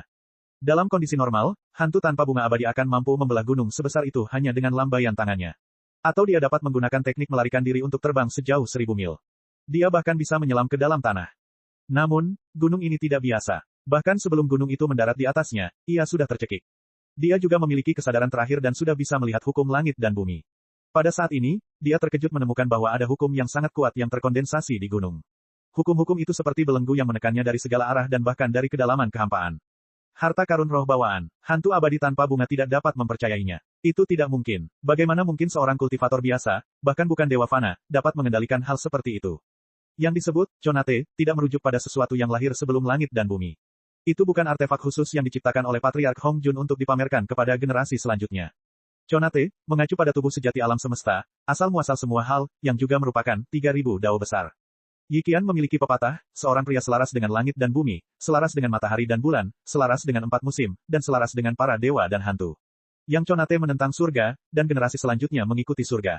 Mountain Moving Sage adalah, manusia, seperti itu. Dia telah mencapai alam tertinggi Void Refinement dan Dao Integration. Setiap gunung di punggungnya merupakan perpanjangan dari Grid Dao dan merupakan Chonate Spirit Tracer. Agar harta karun Dharma generasi selanjutnya dapat melepaskan kekuatannya, harta karun itu harus mengikuti langit. Semakin banyak harta karun itu mengikuti hukum langit dan bumi, semakin kuat harta karun itu nantinya. Harta Dharma tingkat surga yang paling kuat dapat membakar langit dan merebus lautan. Namun, Chonate Spirit Treasures tidak perlu melakukan hal itu. Mereka adalah bagian dari hukum langit dan bumi, jadi mereka secara alami dapat melakukan apapun yang mereka inginkan. Mereka tidak perlu mengerahkan kekuatan mereka. Selama mereka dapat mencapai tujuan, akan membuang-buang energi untuk membuat keributan. Pada saat ini, seolah-olah sang petapa pemindah gunung telah menyerang secara langsung, meski dia hanya menggerakkan kelingkingnya. Flowerless Ghost Immortal sama sekali tidak bisa melawan. Bayangan hitam itu meliuk dan menyusut seolah-olah berusaha mati-matian untuk melarikan diri. Namun, ia tidak bisa keluar dari jangkauan gunung dan masih berada tepat di bawahnya. Bagi seorang hantu abadi, gunung itu tidak runtuh dengan cepat. Ia mencoba menghancurkan gunung itu dari bawah ke atas, tetapi hasilnya bagaikan seekor semut yang mencoba mengguncang pohon, seekor belalang sembah yang mencoba menghentikan kereta perang. Melihat gunung yang menekannya, hatinya dipenuhi keputusasaan. Dia tidak rela membiarkan kultivasinya berubah menjadi debu begitu saja. Tidak, ledakan. Kota tanpa bunga menghilang dan digantikan oleh tebing. Li Qingshan menelan ludahnya. Apa-apaan ini? Seharusnya itu adalah hantu abadi tanpa bunga. Dia meninggal begitu saja. Li Qingshan masih tidak percaya. Beberapa saat yang lalu, dia dipaksa ke dalam situasi yang sulit, tetapi di saat berikutnya, dia telah menghancurkan musuh. Sepertinya begitu. Little N juga tidak dapat mempercayainya. Tiba-tiba, dia merasakan bahwa tasbih tengkorak telah dikumpulkan oleh dewa hantu tanpa bunga. Pada saat ini, tasbih itu juga ditekan ke bawah gunung, sama sekali tidak terluka. Hanya dewa hantu tanpa bunga yang telah hancur berkeping-keping. Dia tidak mungkin lebih mati. Dia buru-buru mengaktifkan manik-manik doa tengkorak, mengubahnya menjadi setan kerangka. Mereka terkekeh saat menangkap potongan-potongan hantu abadi tanpa bunga. Itu adalah suplemen yang bagus untuknya. Dia belum pernah memakan hantu abadi sebelumnya. Li Qingshan menatap gunung dan samar-samar melihat sosok Sage pemindah gunung. Dia tersenyum padanya seolah bertanya, Old Eight, apakah kamu puas dengan hasilnya? Ia mengerjap lagi. Gunung itu masih gunung yang sama, tetapi hukum-hukum yang terkandung di dalamnya telah menghilang, berasimilasi dengan hukum-hukum langit dan bumi dari alam hantu kelaparan, mengubahnya menjadi gunung biasa. Namun, dia yakin bahwa apa yang dilihatnya barusan bukanlah ilusi. Medali pemindah gunung ini berisi roh si tua bodoh, itulah sebabnya ia dapat mengunci hantu abadi tanpa bunga. Kalau tidak, dia tidak akan bisa melakukan apapun pada Flowerless Ghost Immortal dengan kekuatannya sendiri. Ini adalah perbedaan antara alam kultivasi mereka. Pada kenyataannya, Mountain Moving Medallion ini bukanlah Chonate Numinous Tracer baginya, tetapi panggilan untuk meminta bantuan. Dia hanya perlu menekan tombol panggilan, dan Mountain Moving Sage akan turun dari langit dan menghancurkan musuh dengan satu jari. Li Qingshan tersenyum dan menggelengkan kepalanya. Dia berkata, terima kasih, kakak kelima. Aku pasti akan menemukan kakak kedua sesegera mungkin dan menarikmu keluar dari Sinhole. Ia merasakan urgensi. 3 gunung, 3 peluang, dan kini hanya tersisa 2. Dia semula berencana meninggalkan mereka di Gyeonggi, tetapi kenyataannya, rencana tersebut tidak dapat mengimbangi perubahan yang ada. Jalan di depannya menjadi semakin berbahaya. Dia harus melampaui kesengsaraan surgawi ke-6 sesegera mungkin dan sepenuhnya menyatu dengan jiwa esensinya. Hanya dengan begitu dia akan memiliki kekuatan untuk bertarung. Cek cek cek cek cek cek cek cek. Rakan-rakan kultivator sekalian, sebelum retret, sila terus berkultivasi untuk jurus subscribe, like, share dan komentar agar sekte novel Sadim terus berkembang pesat.